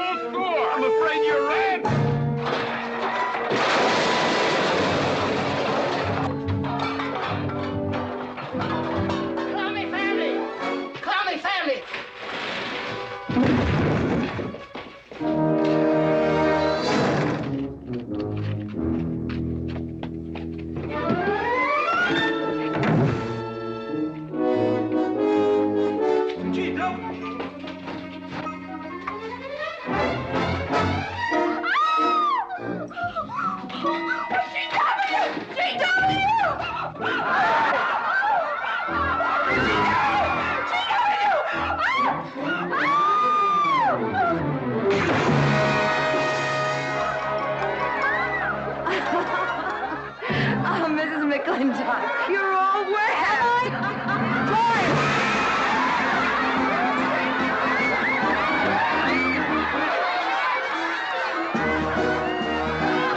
Wrong woman, G.W. Oh, pardon me.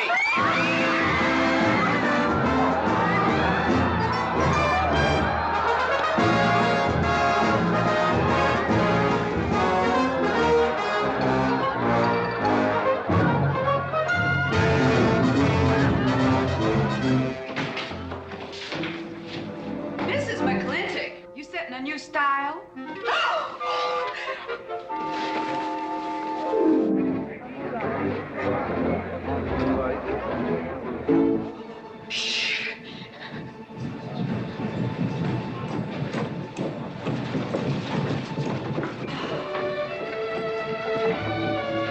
Mr. McLintock, in here!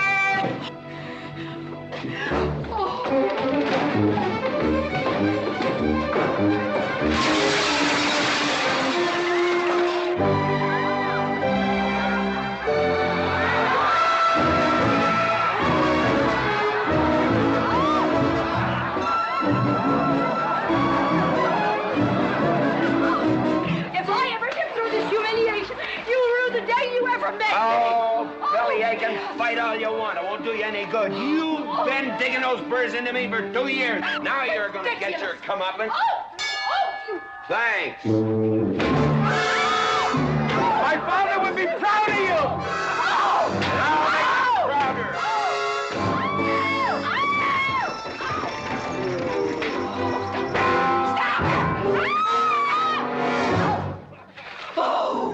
Keep it. You may need it. Now get your divorce. Home. Don't spare the horse. Home. You heard me. Don't think you're going to get rid of me that easy. Yeah.